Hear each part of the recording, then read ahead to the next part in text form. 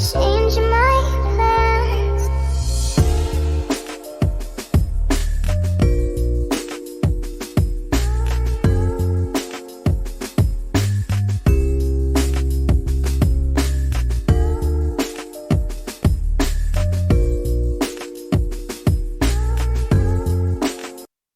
No one knows what goes on up inside my head. There's a new kind of poison, and it's starting to spread. But I didn't think the antidote was in my hands. I can change my plans. I can change my plans.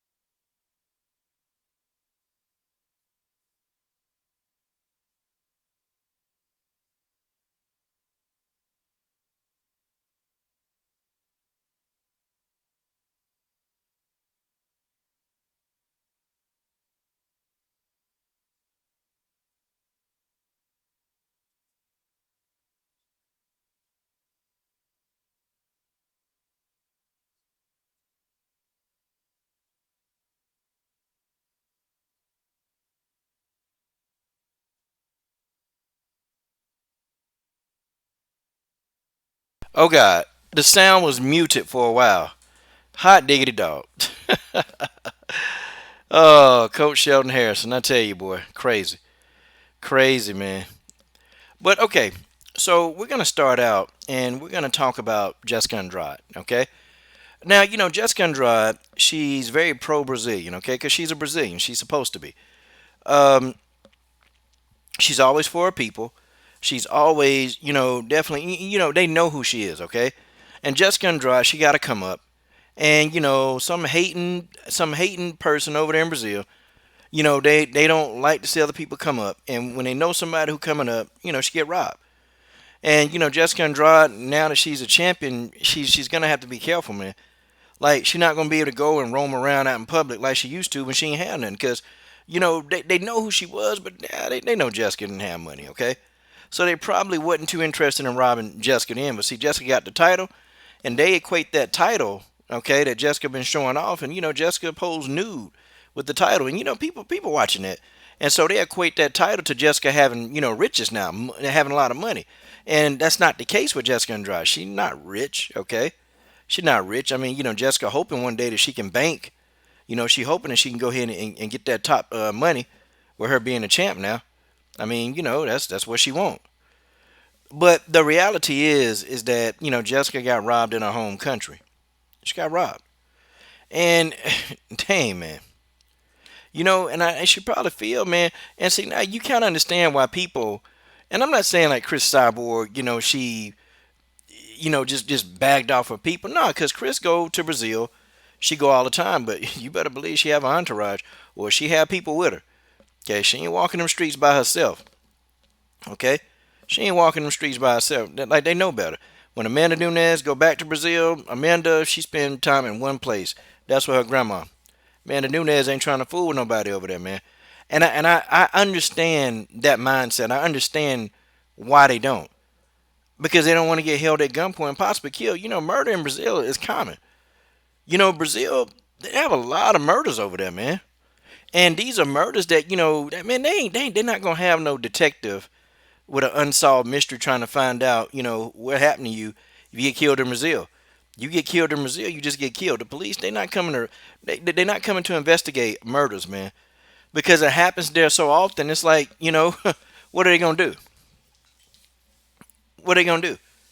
Who are they gonna serve with a warrant over in Brazil?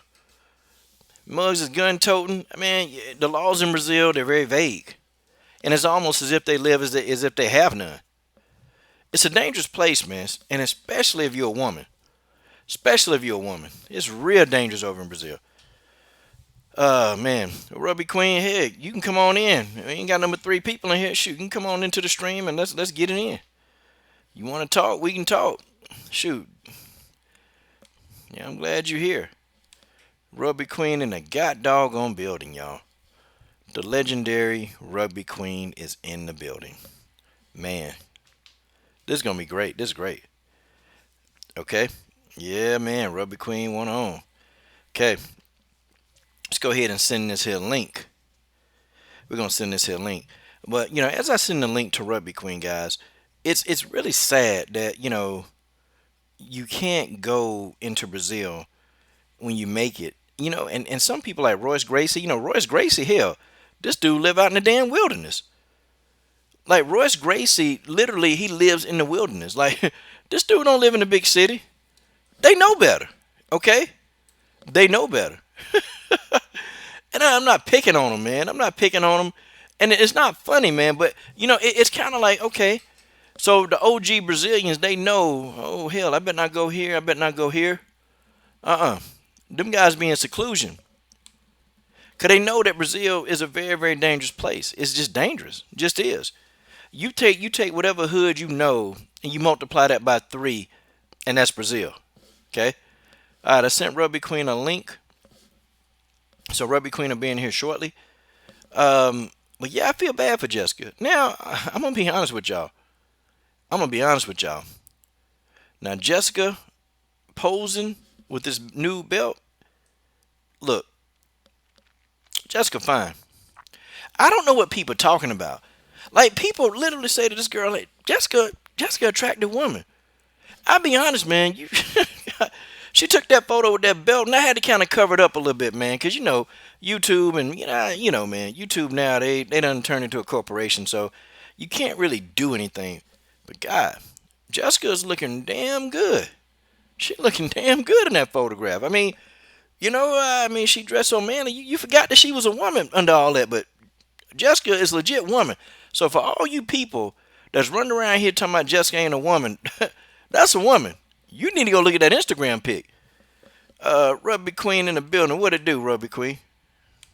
I'm good. It's been a minute. That's right, guys. We got the legendary Rugby Queen in the building. Rugby Queen. A lot of stuff going down. You know what? Let's go ahead and fast forward, okay? Let's get this ain't even on the agenda, but let's fast forward, okay? All right. So I got your message, okay? You sent me a message, and I was shaking my head. Old Donnie Aaron got captured. Old Donnie's captured. I Yeah, mean, he got captured, but like when I read the article, it looked I thought I read somewhere that he got out the same day on a bond or something. yeah, he did.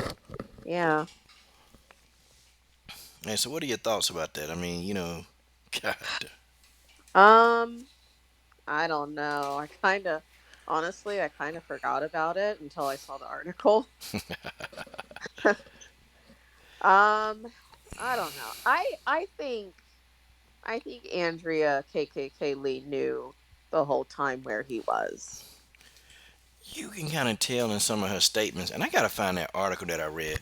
I have to find the article because what she said, listen, I want everybody to be respectful and give our family time to heal. We got some problems in our family that we got. She said something to the extent of that we got to work out or something. I'm like, okay, wait a minute. She got problems in her family. She got to work out. What problems? Wait. And I start thinking, I think she know where he is. I literally start thinking, I think she know where this dude is at. Like, and I think she been talking to him. That was me. Okay, because that's the father of your kid. You got to think to yourself, okay, is she really, really, really, not keeping in touch with the father of her kid? I think she knew the whole time. I think she I knew. absolutely agree. I mean, it just yeah, I just think she's been kind of she just been keeping it to herself and just privately talking to him and like I mean even like people she was living with even said that like he tried to burn her with a cigarette, and tried to choke her during an argument. Like I just I don't under I personally I don't understand her mentality, with uh I don't know if she's trying to stay with him. I don't understand her mentality right now with the whole situation. But okay, you kind of know. Here, okay, this is the thing. Okay, you got an older dude. Okay, clearly he's like what 12 years older than her. She young. And he's older. And you think to yourself, she with all these people, she trained with all these people, trained with some of these young guys, and in his brain, she might be attracted to a few of these guys. I wonder if she cheating on me. I wonder if she doing X, Y, Z. See, that's what's going through his mind. This dude jealous. Okay, and it's been reports that this guy has always been jealous. Okay, and I start thinking too, if she not really, really, really, if they really not together, she still got photographs of him up there. You know that on her Instagram, she still got Yeah. photographs up. And see, he was getting mad because she was putting all these photographs up, and yeah, you got a young attractive wife. Guys they gonna look at you. That's just how it is. Okay, they gonna look at that.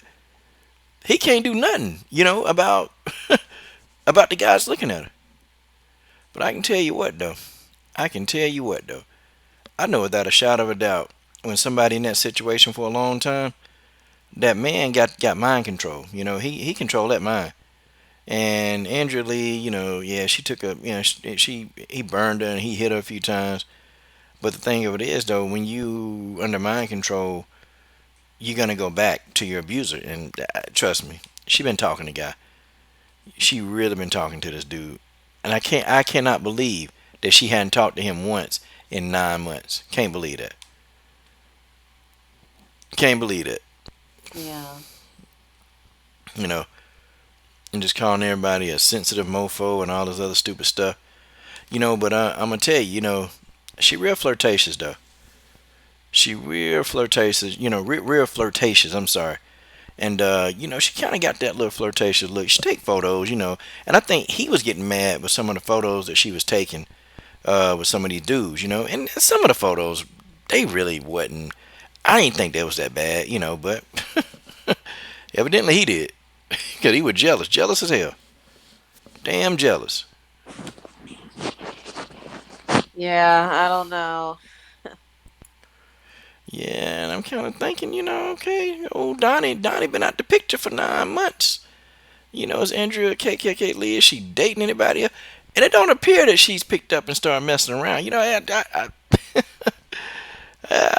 don't know. I think old Donnie's still in the picture somewhere.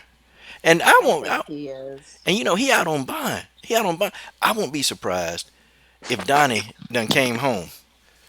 I won't be surprised if he in the house. I will not be surprised if that boy's in the house. Man, how's she gonna explain that? Yeah, I don't know. I like I said, I don't understand. I don't understand, but I mean, I don't really know how to I don't know the nicer way to put this, but I mean, you reap what you sow. Yeah, she called all of us sensitive mofos, when we saw the Nazi tattoos, and it's like, listen, squarehead ass woman, listen. We sat back, we looking at the tattoos. Now, I got to say it. I'm like, yo, this woman got she got a square head. And her brain got to be shaped like a damn square. Because, I'm like, you didn't see these tattoos when you married this dude. And then you called us sensitive mofos. And it's like, okay, you call us that. But then you got this guy whooping your ass. But we the sensitive people. Look, if anything, we probably trying, we warning you about this guy. She should have told him, look, hey, listen, guy. Listen, guy, hey, I dig your style, I don't mind getting it on with an older man here and there, but look here, guy, you gotta get them tattoos out of there. Okay? You gotta get rid of them tattoos. If we gonna hang together, because I can't have you messing up my brand with them racist tattoos. You gotta get that off of there, or you can't have none of me. Okay? I can't give you a piece of this. Can't have 'em. See, that's what she should have said. But Yeah. nah, she ain't do that, man. She was like, oh, okay, it's just whatever. It's whatever. So, I don't know. It's just and I know people are going to have different opinions, but I've been pretty vocal on my stance. I've always been a firm believer if a man don't hesitate to put a finger on you once, he'll do it again. so we'll. And man, it's a couple other things too that I can look. I'm looking at a few of these photographs. I'm like, you know what? I start wondering. It'd be something you and I can talk about behind the scenes. That I'm Yeah. starting to really wonder, like, what really triggered him. Because then I started thinking, and I tell you this, okay? I tell you this, okay? This guy he got triggered fast, real fast. And for a guy that's racist, I started thinking, what would trigger a racist guy? Maybe if he thought his woman was with a black man. I was just thinking the same thing. Maybe if she thought that. Maybe if he legit thought that. Like, you got to think about it, because she got, she said, well, I've seen her in photographs with a lot of black people. She say she ain't racist. Um, another thing I want to point out too is that she also she made it a point to do an interview with two black guys. Now that kind of, I'm like, come on, I know what you're doing. Okay, I know what you're doing, and she ain't get like two black guys that's gonna ask her some questions like, look here, come on, come on. I mean, you ain't think that racist stuff that your husband had on you ain't think that was like stupid. I mean, you ain't think I'd have asked her. See, if it was me doing it, I'd have asked her. I'd be like, look, KKK, this look bad for you. This girl, you looking bad right now. Like your husband done ruined your brand. How you gonna explain this? And then you told us to, don't be so sensitive about the whole thing. This man got tattoos all over his body, Nazi tattoos. You know they racist. And then he turned around and then he slapped the taste out of you. And I've been like, Andrea, how you gonna explain this? See, it couldn't have been me. Them guys, they was laughing and grinning and cheesing and all this stuff. He. Yeah, I think people just hating on you. And Rugby, we know they was talking about us. We know that they were talking. I made some videos, and I know those guys. They saw the videos. They saw them. Okay, they saw it. Yeah. So, yeah, amazing. Actions, here's the thing, like with any like tattoo, like here's the thing, like when I think of tattoos and I have tattoos, like I don't put a tattoo on my body unless it's part of like my story. Like tattoos are supposed to be your story. And obviously, you don't put a tattoo on your body unless it's part of your story, something that's a part of you. And so obviously this tattoo that's on him, it's got to mean something to him.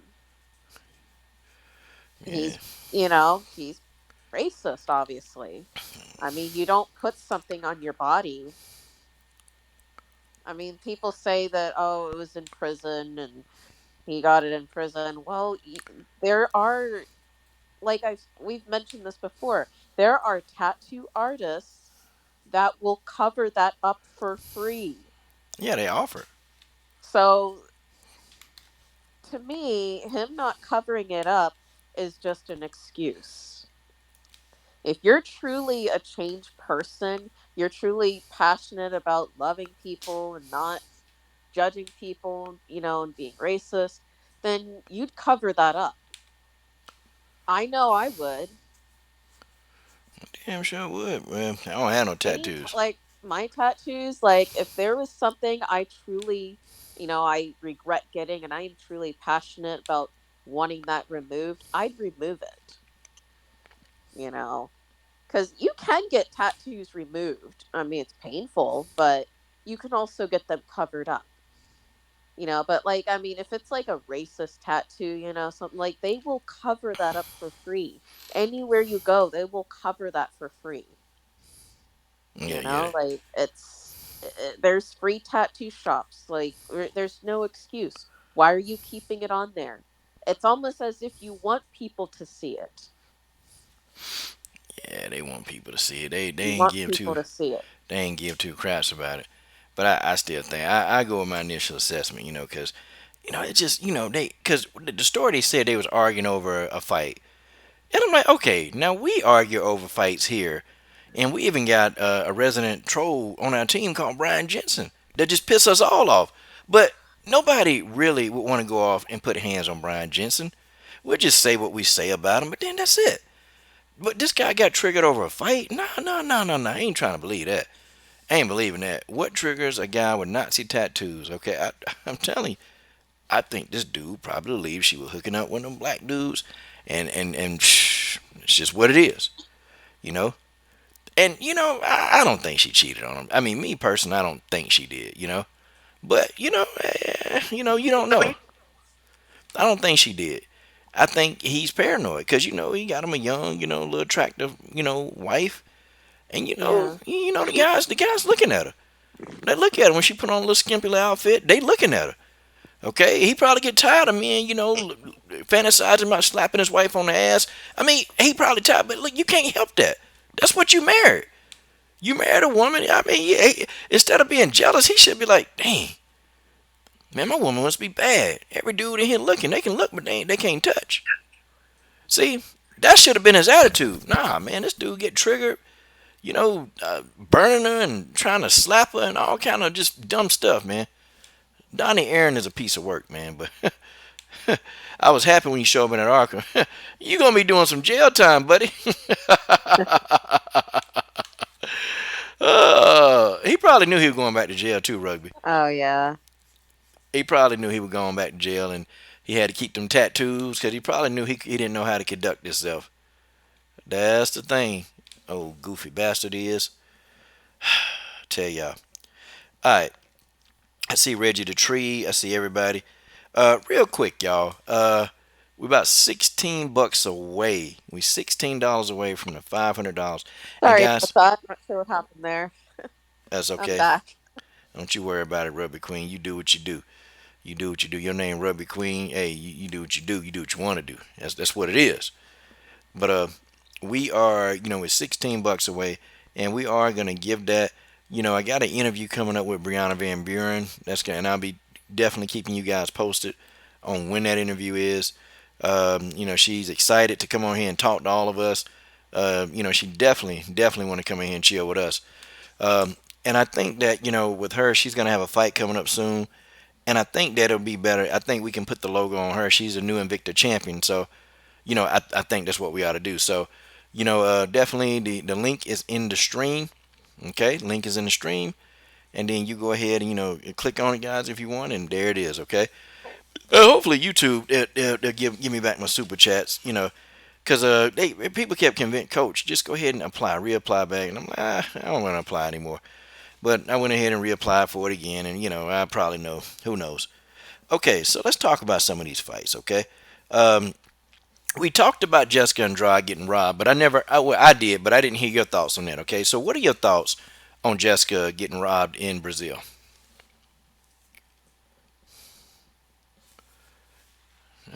Oh, wait a minute, we lost Rugby Queen.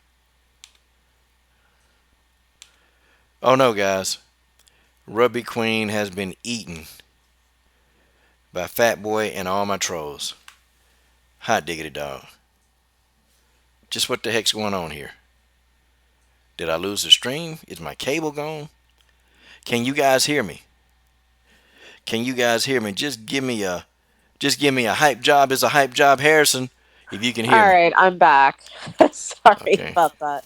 I'm Uh, trying to do two things at once, so it's not working out. I thought Rugby Queen was kidnapped, guys. No, Okay. All right. but about Jessica Andrade, I it's kind of sad because like she loves her country, like she's Brazilian to the core. Like she loves her country, and but at the same time, it's like I'm not too shocked because I mean Brazil, that's a tough place to be, especially for yeah, it's a tough place to be. Um, and she's gotten to the top, and um, yeah, she got the belt, she got to the top, and people want to get a piece of that, and they're so yeah, it's unfortunate,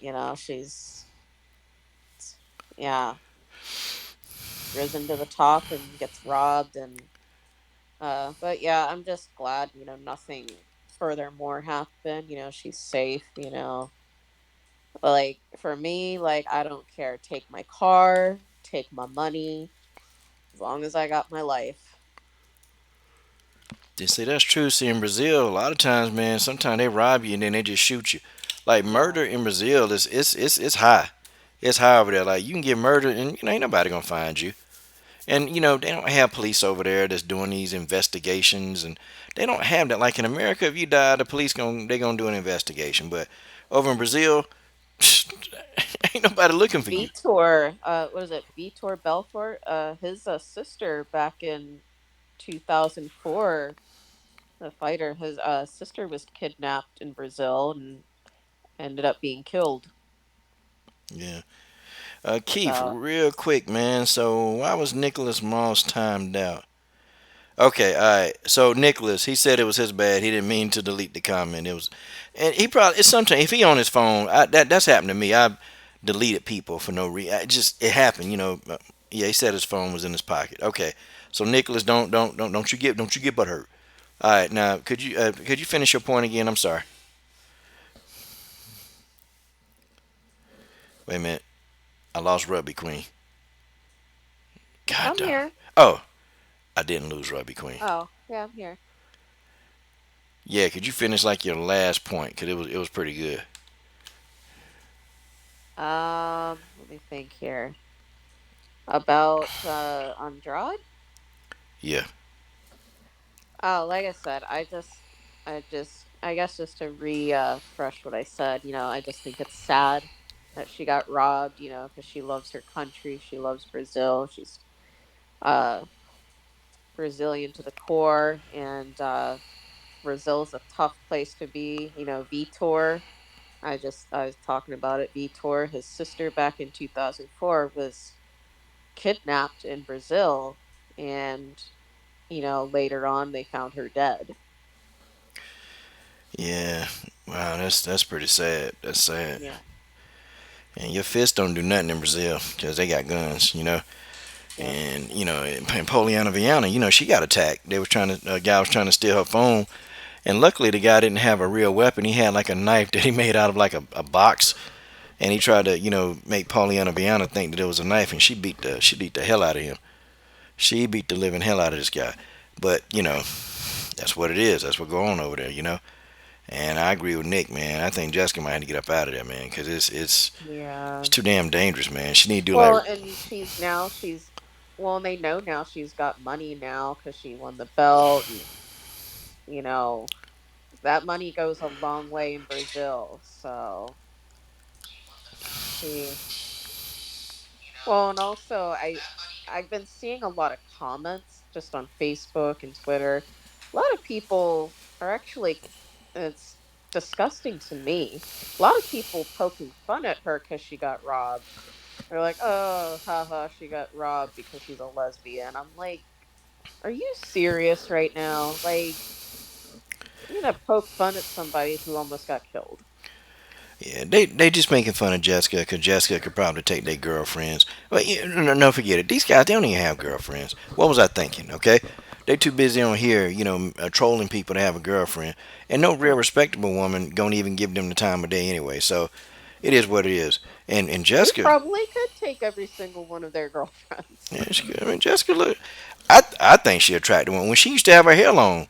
Jessica at the time she used to dress real. She used to be real feminine, extremely feminine. Jessica, I always thought she was attractive, and when she did this new photograph, I was like, oh yeah, She's very charming. yeah, I believe that. Yeah, she's very charming, very humble. Good. She seems like a good How? person. I How? mean, How you gonna explain this? Coach Shelton Hold Harrison, on there one never been no second. comparison. You're live on the show. Sit back and have a listen. Okay, Jefferton Alive is on the screen, and his name has showed up in the yep, it's on the screen. It's dancing. Jefferton Alive, $3 in that PayPal chat. And guys, now we're that much closer to the goals. And yeah, yeah, when you link that in and you hit that, it's going to say how you going to explain this. How you going to explain this, okay? Coach Sheldon Harrison, and there'll be no comparison. You're live on the show. Sit back and have a listen. Appreciate that, Jefferton Alive, man. Okay, Brianna Van Buren, she gonna appreciate it because she don't really know, but she gonna get this shirt. She gonna put this stuff on her shorts. She gonna put it on there. So yeah, can't wait. I can't wait till I interview Brianna. I'm supposed to be interviewing her next week. I'm definitely sure about next week, confirmed. And also, guys, I'm working on an interview with Aspen Ladd. That's gonna be a treat. I can't wait to do that interview. So I'm working on. It. Shout out to Jefferson Alive. Okay, so let's move she's on. fighting GDR next, isn't she? Yeah. Ooh, Aspen Ladd. Yeah, she's fighting Jermaine Durandame. Yeah, let's talk about that. That's not well. I did say Yeah. other MMA, so we can talk about it. So, who do you have in this fight? You know, I'll be honest, I'm not a fan of GDR really much anymore because of her ducking Chris Cyborg, but Stuck the I hell out of have to someone. acknowledge her skill as a fighter. I think it's going to be a tough night for Aspen Ladd because GDR, Jermaine Durandame is a dangerous striker. I don't like whether y'all like her or not. Jermaine Duraname is a skilled fighter. She's dangerous on the feet, and her takedown defense looked really good against Rocky Pennington. So, I mean, I I would not be surprised if she gets the win. She's a dangerous fighter, whether you guys like her or not. I think it's going to be a tough fight for Aspen Ladd. Yeah, I think Aspen Ladd going to sleep. I think she getting. I I think Yeah. Aspen gonna lose.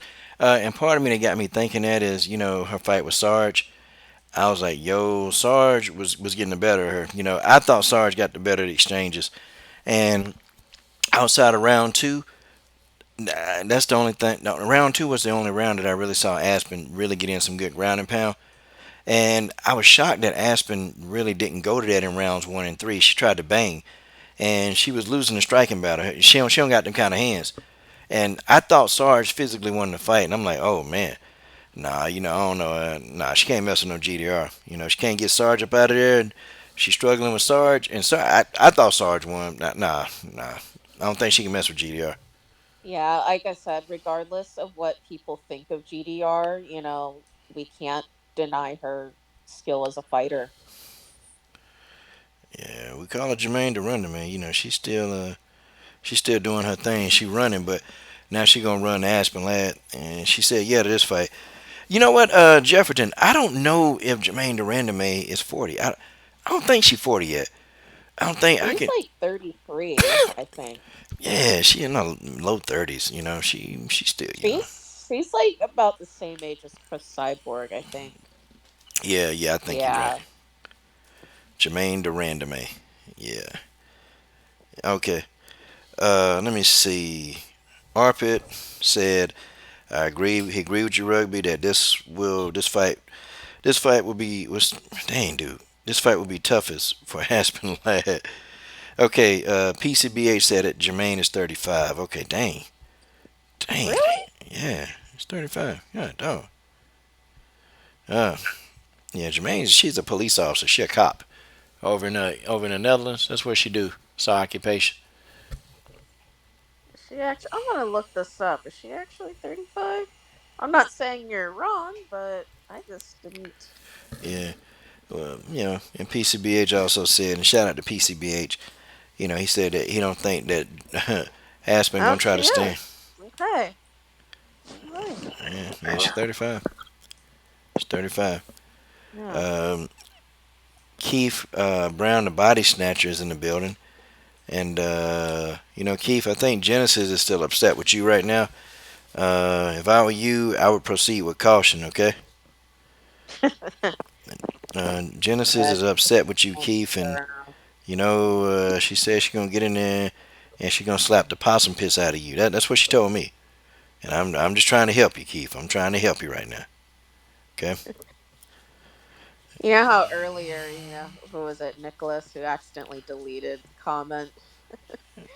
Yeah, Genesis, she's the type of girl to delete a comment but say it's an accident. yeah, she'll tell you, could you please? Well, you need to just shut that PG-30. You just need to shut up. You talk too damn much. I like Genesis. That's why I like her. She's funny. Yeah, it's easy to trigger her too. I Easy, know. easy to trigger. It's kind of fun though watching her get mad and who she go off on, whether it be full time or Brian Jensen or George TJ Page. 347, man. Oh, I tell you, he's the type of guy I just want to like throw water on him. uh, He's a type where if he says something that triggers me, I just want to take a cup of cold water and throw it in his face. yeah, TJ 347 out there. He's somewhere out there on them roads driving that truck. Oh, Stays. he triggers Tay Tay. Oh my gosh. Yeah, he be sitting there laughing. We all Her and get. I be talking, and oh my goodness. She's like, oh, I can't stand him. uh, so rugby. James Hanley said that you have the most soothing voice ever. Oh, well, thank you. She said, "Thank you, sir." Oh man, yeah, I got Jermaine winning that fight though. I think Jermaine will Yeah. probably win. It's yeah, takedown defense is pretty. It's She's good. undefeated. She's undefeated in kickboxing, and most of them have been by KO. Uh, yeah. I even like, and like, I don't know, and I think people are just being biased because they love Holly Holm so much. But I even not counting those shots after the bell, I still thought GDR outstruck her. Yeah, and GDR just played. She kind of just waited for Holly Holm to make mistakes. That's all she did. Well, and here's the thing, and I want to explain this again. The bell doesn't stop the fight. The bell just signals to the ref to stop the fight because, fighters, they're in the zone. They might, they're going to be so in the zone, they probably don't hear it, you know. Mm. So, but here's the thing, there's a reason they say protect yourself at all times. What does that mean when they say protect yourself at all times? That means protect yourself at all times. Keep your guard up, and unfortunately for Holly, she didn't protect herself at all times. So, I mean, people can say that GDR cheated, whatever it was. I mean, yeah, it was dirty, but, here's the thing, you keep your guard up at all times, protect yourself at all times. The ref stops the fight, not the bell. I mean, it is what it is. And it don't matter anyway because GDR won the fight despite even if they took a point off for those extra shots, she still outstruck her. Even Chris Cyborg said that she thought GDR won. I mean, and I like I said, I think people when it comes to that fight, they're just biased towards Holly Holm, and but the GDR is a skilled fighter. She's good at striking, and this isn't the first time that Holly has struggled against, and this is typical. Holly struggles against counterpunchers. She struggles against Muay Thai practitioners. I was not surprised by the result of that fight. So, because I mean, people are still to this day calling Jermaine Duranime a cheater. Well, like, you got to get over that. Like she still won the fight. You know, there were Holly Holm had opportunities in that fight though too to pull the trigger, and she did not. Like when she got Jermaine Durandam down to the ground with that head kick, she didn't follow up on it. So I mean that's in the past, and people got to move on from that. But I wanted to bring that up though, just to just acknowledge more of Jermaine Durandam's skill as a fighter. She's not a slouch. She's a tough fight for anybody. So I think I think Jermaine Durandame is going to put Aspen Ladd to sleep. Whether people like her or not. God, dog. Man, Rugby Queen with the prediction. She said she going to sleep. She said she going to sleep. God, dog. God, dog. Man, that's what it do. Like I said, I may not like a fighter, but I acknowledge their skill as a fighter. Okay. Like I can't stand Joanna, but I acknowledge her skills as a fighter. I can't stand Nina Ansaroff, but I cannot count her out of this fight against Tatiana Suarez. I can't count out. She just gonna get ragged on, but I can't count out. Full time MMA is in the comment thread, and shout out to Full Time. Go subscribe to the channel. Full Time said, "Lad looks like Arya Stark." Your thoughts? What? Lad hella looks like Arya Stark. What is that? Who's that? Damn, damn Full Time. I I mean, hell, we smart people. Let's Google her. Who is Arya Stark? Let's take a look at that. Full Time does this, and we have to kind of just take a look. Let me see. I think Full Time is he probably might. Wait a minute. Is it Arya Stark? Arya Stark. Okay, let's see who that is. Ah, the damn girl from Game of Thrones. Hell, I don't even watch that TV show. Oh, I don't watch Game of Thrones. Yeah, damn. I don't watch Game of Thrones. That's why I didn't know who it was. That's okay. Well, hell, I know who it is now. I Ira recognize Stark. the face, but I didn't know exactly who it was.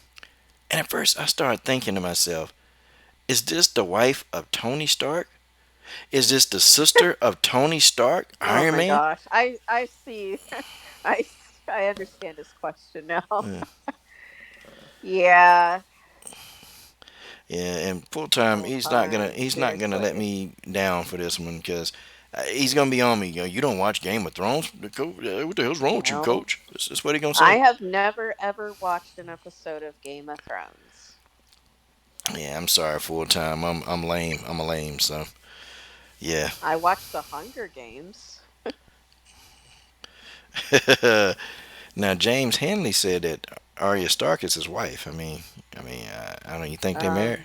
Okay. Yeah. Robert Queen said, "Okay, there it is." Okay, Now I Nicholas. know why he asked the question. Okay, I get it. Yeah, I can see that. Okay, Nicholas Moss says, "How do you feel about Holloway versus Frankie Edward? Max Holloway versus Frankie Edward." Um, I'm gonna go with Max Holloway on that one. The Hawaiian boy. Okay. Yeah, I mean after the way Frankie Edgar, I mean he got dropped by T City, Brian Ortega. I'm like, what do you think?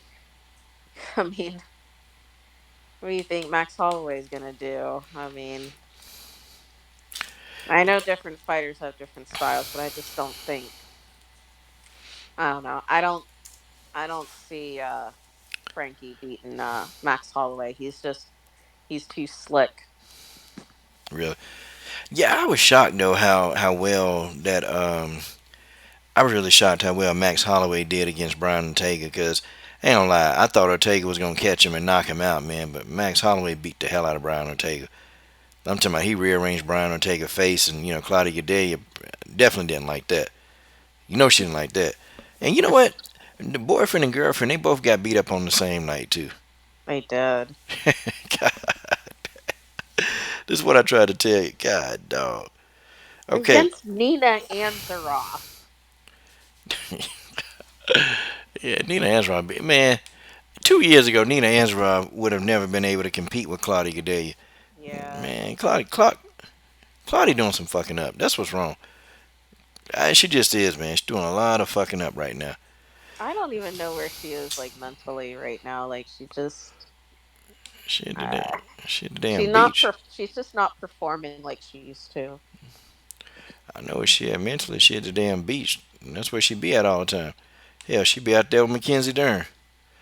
No, I don't know. Mackenzie Dern pregnant now, so I don't think she doing much of that. I thought she would have had her baby by now, or I don't know. I thought she was due soon. Nah, them Mackenzie Dern simps though, boy. Them people they on suicide watch for real. You Oh, know I'm they sure mad. they are. You're pregnant? No, no. She's talking about she plans to come back and be champion. Yeah, okay. Um, can you make championship weight first? Yeah, Like, she can't even make it on the scale. no. Yeah. Okay. So now let's get in. Okay, we'll get into let's get into hype job, Harrison. Now, yeah, that's not your name. That's my name for it. It's uniquely. Okay, have you been following the PFL tournament? Yeah, they're clearly setting this up for Hype Job Harrison to win. God dang. I mean, they're giving her opponents that she can beat. I mean, it's like what they did with Ronda Rousey. They gave her opponents that she can handle. She could handle. So I mean, well, I don't know. Like, you think Hype Job Harrison could handle Kat Zingano right now? It'll be a good matchup because stylistically they like to wrestle. Yeah. Um, it'll be a good matchup. I think Kayla naturally bigger than Cat, so Oh, true. Cat this version of Cat, I think Kayla could probably take this version of Cat. Maybe. Probably Okay. could. Cause this version of Cat, she did. Now, see, now it depends on what Cat Zingano you get. Okay, it depends on what cat Zingano you get. Now, you get the cat Zingano that's ready to throw down, then that version of cat Zingano could beat Kayla Harrison. But if you get this cat Zingano that's like tentative and she moving around like she doing the damn electric slide, like she don't, Yeah. like she kind of move around like she got a broke leg and she doing a damn electric slide like that. That's what it looked like when she fight. And I'm like, damn, how the hell she move like that? And I don't know, man. I don't know. They're clearly giving her opponents that she can beat. I mean, I think they saw that when she went to decision her last fight, they probably thought, "Oh, okay, now we got to give her somebody that she can beat easily." Like we can't let that happen. I'm like, this is the fight game. But see, Like, you get rewarded more in that tournament when you get finishes. And see, yeah, she wasn't able to finish Larissa Pacheco. Now I'll give her, Pacheco. Yeah, she a tough opponent. She tough. And Sarah Kaufman, she fought Morgan Freeman. She's a knockout artist. So yeah, I felt like if Hype Job Harrison would have fought Morgan Freeman first, I'd have just gave her credit. But see, they gave her the girl that just got her head choked off her body. Like, yeah. all these people that's getting losers, okay? So Hype Job Harrison gets a loser, okay? Bobby Joe don't, she got a tough fight. And then they give Sarah Kaufman Roberto Samad, who is an OG. I'm talking about Roberta Samad don't give two crap. She don't care. Yeah. Like she rough and she brutal and she's a dirty, dirty fighter. Like when I say that Roberta Samad don't give a damn, that's a tough fight for anybody. Like that's real tough. So, I was thinking, okay, so why didn't they just give Hype Job Harrison Bobby Joe Dazzle? That'd have been a good fight. Or why didn't they give her Roberta Samad? I wouldn't. I'd have been okay with her getting Bobby Joe because they started off with Larissa. So okay, she got Bobby Joe, and then Sarah Kaufman get Roberta. Okay, it's all fair. They clearly do not want Kayla Harrison to have to fight Sarah Kaufman. But hey, here's the thing. Kayla Harrison, they can, I don't want to say Kayla Harrison's running, but they can do what they got to do to keep her fighting these easy opponents, but at the end of the day, Sarah Kaufman's in the finals at the end there. That's who she's got to go through whether they like it or not. And I think Sarah Kaufman can make it all the way. So, I'm going to put it this way. All Kayla Harrison, Hype Job Harrison, all roads are going to lead to Sarah Kaufman. Yeah, Sarah got to get through Roberta Samad. Yes. And I got this up on the screen because I'm just telling y'all now. Look, this is fishy. You know, why they didn't give Sarah Kaufman one of these losers? Why come they didn't do that? Because They they they know she's a threat. They don't want her to win the tournament. They know she's dangerous. they They know she's a threat. They know she's going to be the biggest threat for Hype Job Harrison, but and they're going to do everything they can to keep her from fighting her. and I don't know. People would think, man, you just trying to discredit Hype Job Harrison. I'm not trying to. I'm not trying to discredit Hype Job Harrison. I'm not trying to discredit her. But what I'm saying is, there's something fishy about this. Now, there's something damn fishy about this. You get the same opponent who Sarah choked out. Okay, so this is what this is telling me. Okay, look. So if Sarah choked out, you should be able to choke out, so you can get 6 points too. See, this is business for the PFL. This is what this is. This is business. It's business. Okay, I get it. I know why the PFL doing it. I know why. That's the face of your company. That's the face. When you go to the PFL website, who do you see? You see Hype Job Harrison. When you're looking at a PFL event, you see Hype Job Harrison promos all over the place. I know why the PFL are doing it. Now, let's say if it backfires. Okay? Let's say if it backfires. Let's say if it backfires. Okay, what if she loses? See, it is what it is. In full time, we can talk, we can say ain't no girl's been on Cyborg level, but that's a lie. Because I got to get here and I got to tell you, I can't let you off the hook.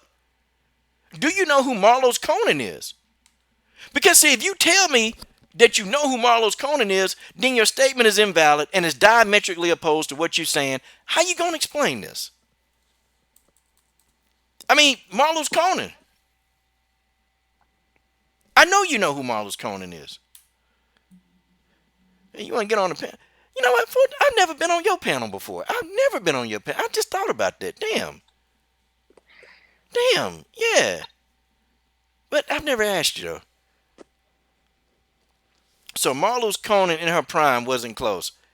Clearly, I give you props, man. You know the men. You truly know the men in MMA. Okay, I will give you all kind of props all day because you got me. But nah, if you saying that Marlos Conan in her prime wasn't on nobody on Cyborg, then okay, then I know you don't know what you're talking about. Not when it comes to the women. No, Marlos Conan was a G. It was people in her prime. Marlos Conan was being ducked. Chris Cyborg fought Marlos Conan in her prime, bruh. She fought Marlos in her prime. So if Cyborg wasn't in her prime and Marlos Conan was in her prime, that's a legit win for Cyborg. How you gonna explain this? I'm just saying, man. I'm trying to tell you.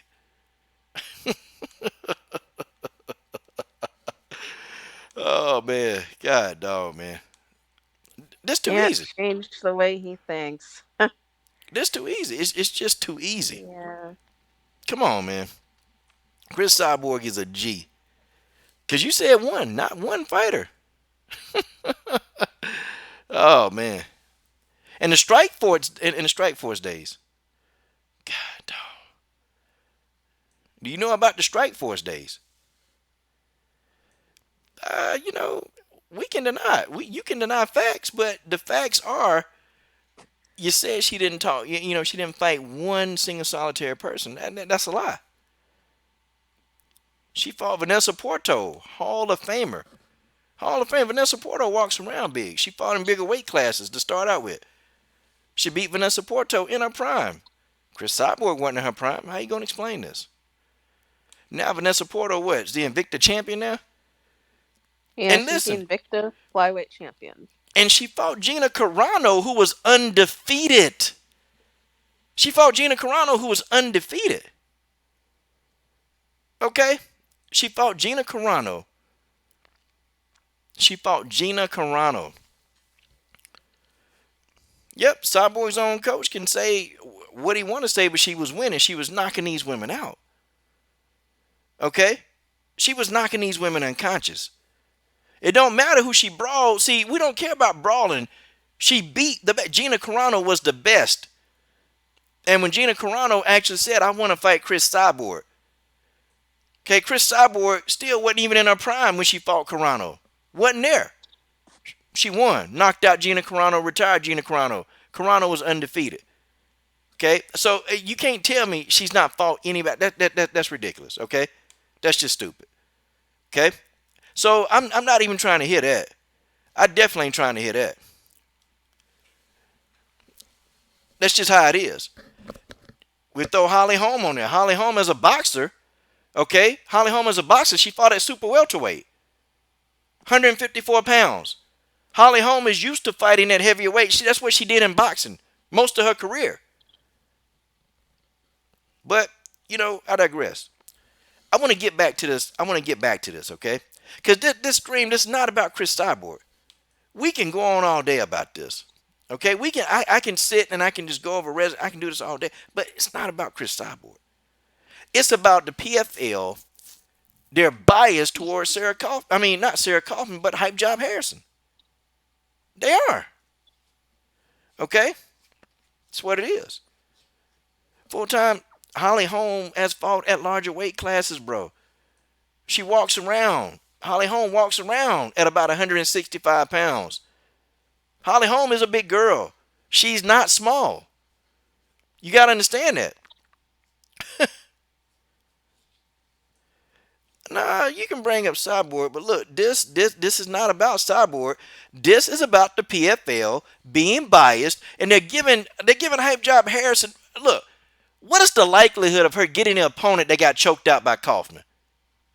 I mean, come on, man, you got to look at that. Out of all these people, All these people that lost, she just magically get the opponent that's choked out by Kaufman. Come on, man. How the hell are you gonna explain that? I mean, seriously. I ain't even trying to change your mind, but that's kind of fishy. Everybody else get an opponent, man, that's gonna offer some kind of resistance, but then she get an opponent that can be choked out. Come on, man. Nah, I ain't even trying to hear that. Yeah, it don't matter who she fights as a tournament. Yeah, it do matter if everybody else got resistance and she don't. It do matter. Everybody else got a bang in this tournament and Hype Job Harrison walked through the tournament. Yeah, it matter. That ain't no coincidence, man. Look. I'm gonna tell you again. It's business. They can't have her possibly with a chance of her getting eliminated early. They can't do it. It's just what it is. It's business. I know why the PFL did it. I ain't mad at them, but I'm saying I see what they doing. Okay? I see right through it. And you probably do too. You just won't admit it. Okay? No, it don't matter. No, it do matter. Listen, man. I gave her props when she beat Josette Cotton. I gave her props when she beat Larissa Pacheco. I gave her props for that. I said, that's a tough win. That's a credible opponent. I gave it to her. But after Pacheco, why are we not fighting other winners? Now, look, I gave you a scenario in a video. I told y'all the fights that should have been happening. It could have been Kaufman versus Samad, which that fight's going down. It should have been Harrison versus Dalzell. And the reason why I say maybe Hype Job Harrison should get Bobby Joe, because Hype Job, her first fight was tough. See, I gave you that. I gave you that. I told you straight up from the jump. Hype Job Harrison took a tough fight in Larissa Pacheco. She couldn't finish her. So, okay, I get it. Give Hype Job Bobby Joe. Okay?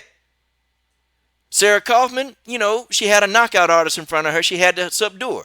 It was an easier fight. Okay, I'm cool with Roberta Samad. No problem. Okay, I have no issue with Kaufman fighting Samad, but I got an issue with Hype Job Harrison not fighting Bobby Joe Dalzell. Okay, that's what I got an issue about.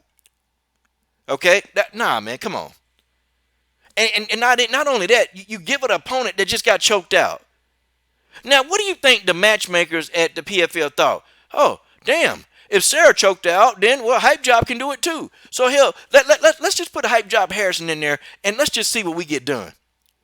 Come on, man. This is a no-brainer. This is really, truly a no-brainer. It's business. That's what it is. Business. They need business, okay?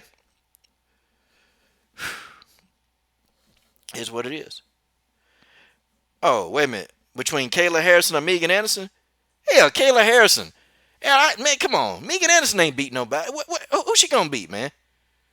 Anybody with a ground game beats Megan Anderson. I can't look. I can't argue with you on that one. Kayla beats Megan. Probably submits her. Everybody beats Megan. What? Wait, what is? Does she not work on BJJ or something or anything on the ground? I don't get it. She say she do. She say she do. She's supposed to be a purple belt. Yeah. I don't get it. She's supposed to be a purple belt. But everybody ringing her damn bell. Boy, they whooping Megan's ass up in here. I don't know who's training her on the ground, but whoever it is terrible.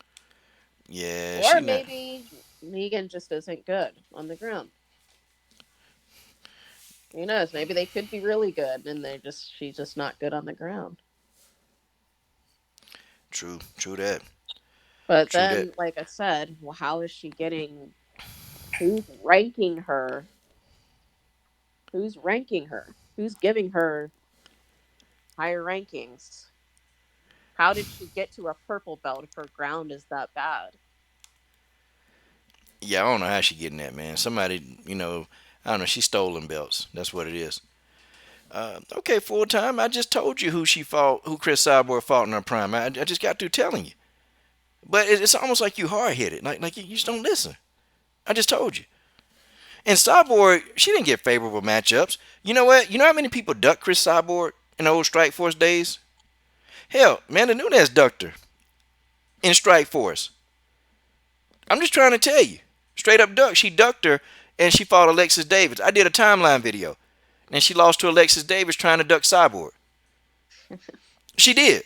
That's the honest to God truth.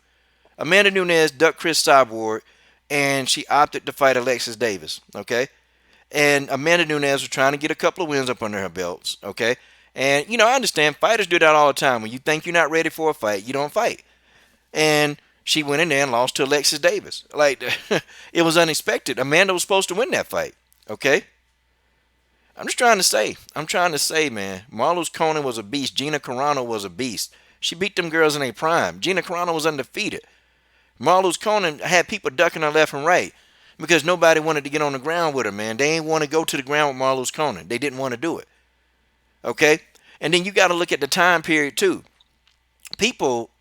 What had to happen is there were a lot of fights that could not even be made anyway.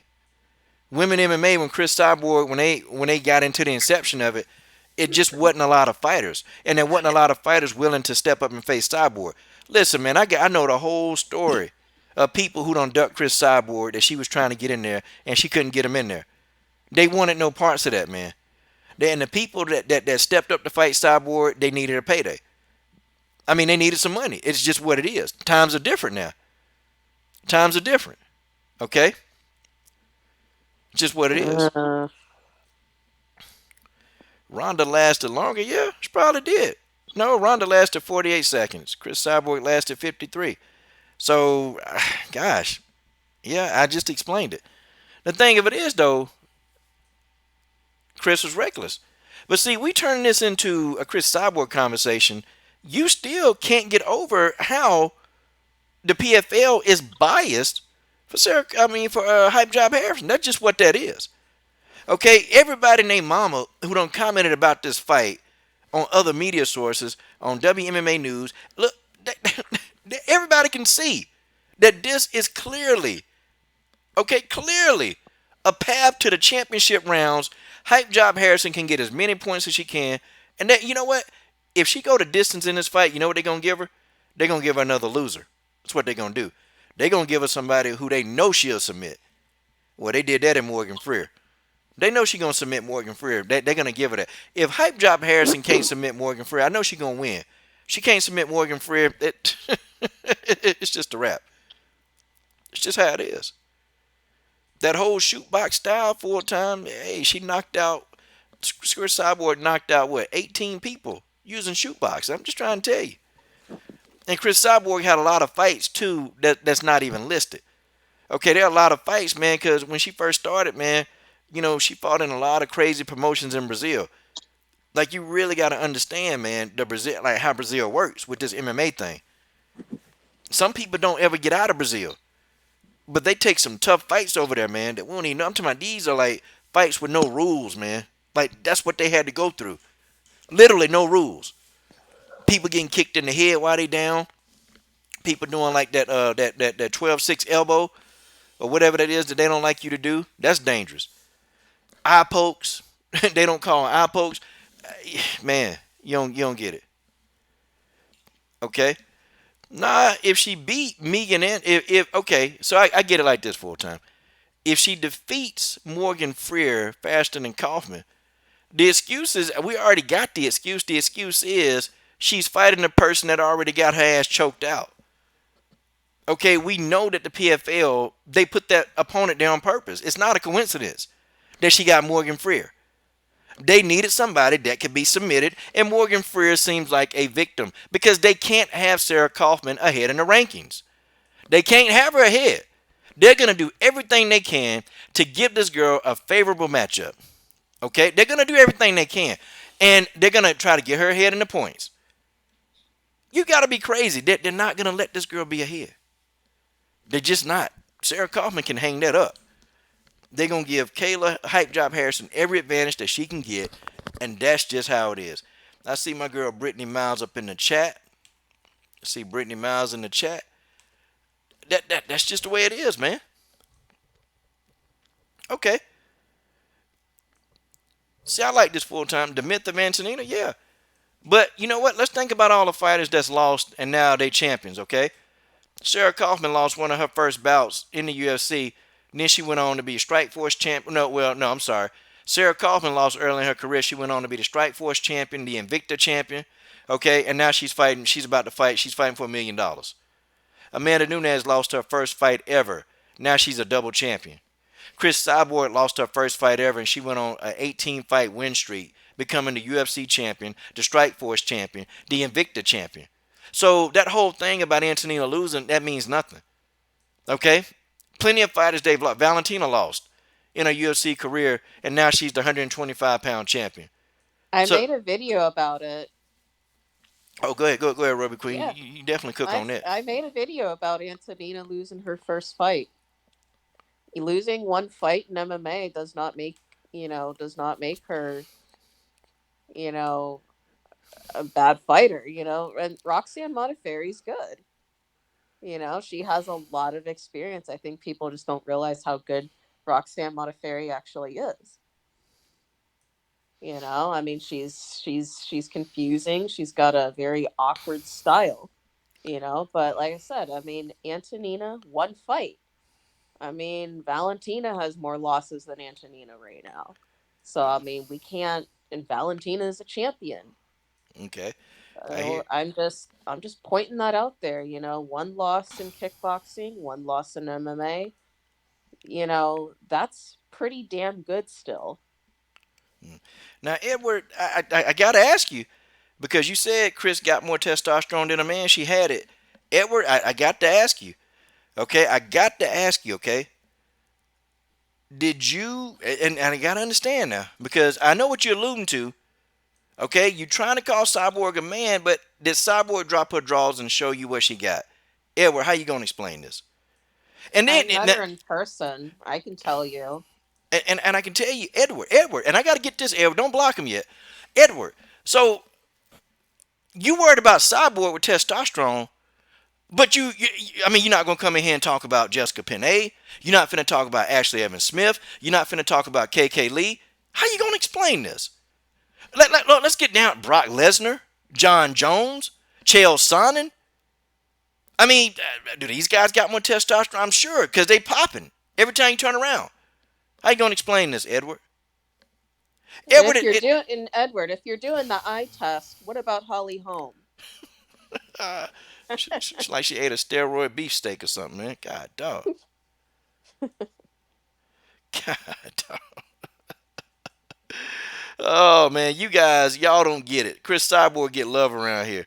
See, full time, and you can support that crap. You don't have to be a Cyborg fan to chat on here, but you're gonna get roasted. See, you're gonna get roasted. Cause I gotta ask you, and Edward, I gotta ask you this, okay? I mean, it seems like you intimidated, man. I met Chris Cyborg in person. Let me tell you, she's all woman. She Okay. is all woman. I've met her in person. She's all woman. She is. She's all I woman. believe she is. She is. Yeah. She is. I ain't I talked to her. She's very sweet, very charming. I mean, Okay. there was nothing about her that even gave me that thought. Well, okay. Well, full time. Well, I guess you know I'm not racist, so yeah, because I wouldn't be interviewing. I wouldn't be interviewing white fighters if I was racist. So you might have to get that one. You have to get that off your chest. You can come on, as long as you ain't been smoking and drinking. You good to go. Because when you be on that alcohol, you be on some bullshit. PG-13 channel. I still ain't been on a panel on your show though. Damn. You know, I've not been on a panel on your show. I mean, I guess I should ask. Okay, yeah, I'm always sober. I'm always sober full time. I don't drink. I don't drink. Now, I could tell you behind the scenes. I won't say the other stuff that I do, but I don't drink. Okay. Brittany, hey Brittany, I sent you in full time a link. Okay, so if you up to it, Brittany, come on in. Holly is stacked. She definitely looks like she is. She looked like it, yeah. He said anytime is full time. Hey, the links are set, man. I'm just messing with you, man. James said Holly Holm got the best body. Hey, yeah, she is. She put together pretty good. But she look like she on the juice. But see, I'm not gonna say that because she hadn't popped. I'm never gonna make a video and say, "Oh, Holly Holm's on steroids because of the eye test." Okay, hey Edward. So again, anybody that only want to discuss Chris Cyborg popping, okay, they either racist. Tell me, please. I mean, please explain. Why are you not? You said nothing about Andrea Lee. Okay, I know you ain't saying nothing about that. Brock Lesnar, Josh Barnett, all your heroes that test positive on a regular basis. TJ done tested positive. Why are you not talking about that? Hell, that was what? That was what? Damn near 9 years ago. 9 years ago, you still talking about it. She ain't popped since. But you got people right now running around here popping, and you don't want to talk about them. Yeah, hold on. John Jones popped more than once. You got John Jones who's popped more than once. Come on, Edward. Come on, Edward. Hey, Edward. I need you to prove that she's not a man. I need you to prove that she's not a woman. Okay, Edward. I need you to do that for me. Okay, Edward McLandish. I need McCanlandish. I can't pronounce your name. Look, I need you to prove that she's not a woman. I'm gonna need you to do that. If you can do that, boy, you are a man of many things, but you're a master of nothing. You're a man of many things, Edward, but you're a master of nothing. You can't win in here, man. I mean, you negative. Damn, I bet you negative at your job. I bet people at your job don't like you. They can't like you. I mean, if you got a job. I don't think they like you. I don't think your boss like you. Who ducking the fade? Man, them links sent, man. You better check that email. Them links are sent, man. You see me up here on the screen sending the links. You see me right here on the screen. You see the little white thing coming up on the screen? You know what? That's fine. I got Genesis Green for you. I got Genesis Green for you full time. I know this is my third time sending this dang on link, man. Hey, can y'all see me? Can y'all see the email thing on the screen? I know everybody can see it. They got to be able to see this. Oh, there you go. Yeah. Somebody ducking the fade. Oh, damn, he put that hat on. What the hell?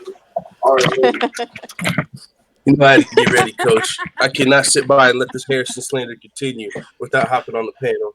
This ain't slander. These are facts. These are facts. I cannot allow the Harrison slander, man. I feel like I should be a part of her PR team. I don't understand it, man. I feel like until she's 20-0 with 3 belts at the same time, people are gonna be, oh yeah, but she's gonna lose her 21st fight. Watch. They're lucky that they didn't put Cyborg and Nunes in there at the same time. She'll lose that one. But see, what did I say earlier about Kayla Harrison? First, it was she didn't have no hands and she was going to get her head busted by Josette Cotton. Didn't say After that, Josette didn't have a ground game. After that, they said she was fighting the girl with the losing record. But this is the point that I don't think gets stressed enough.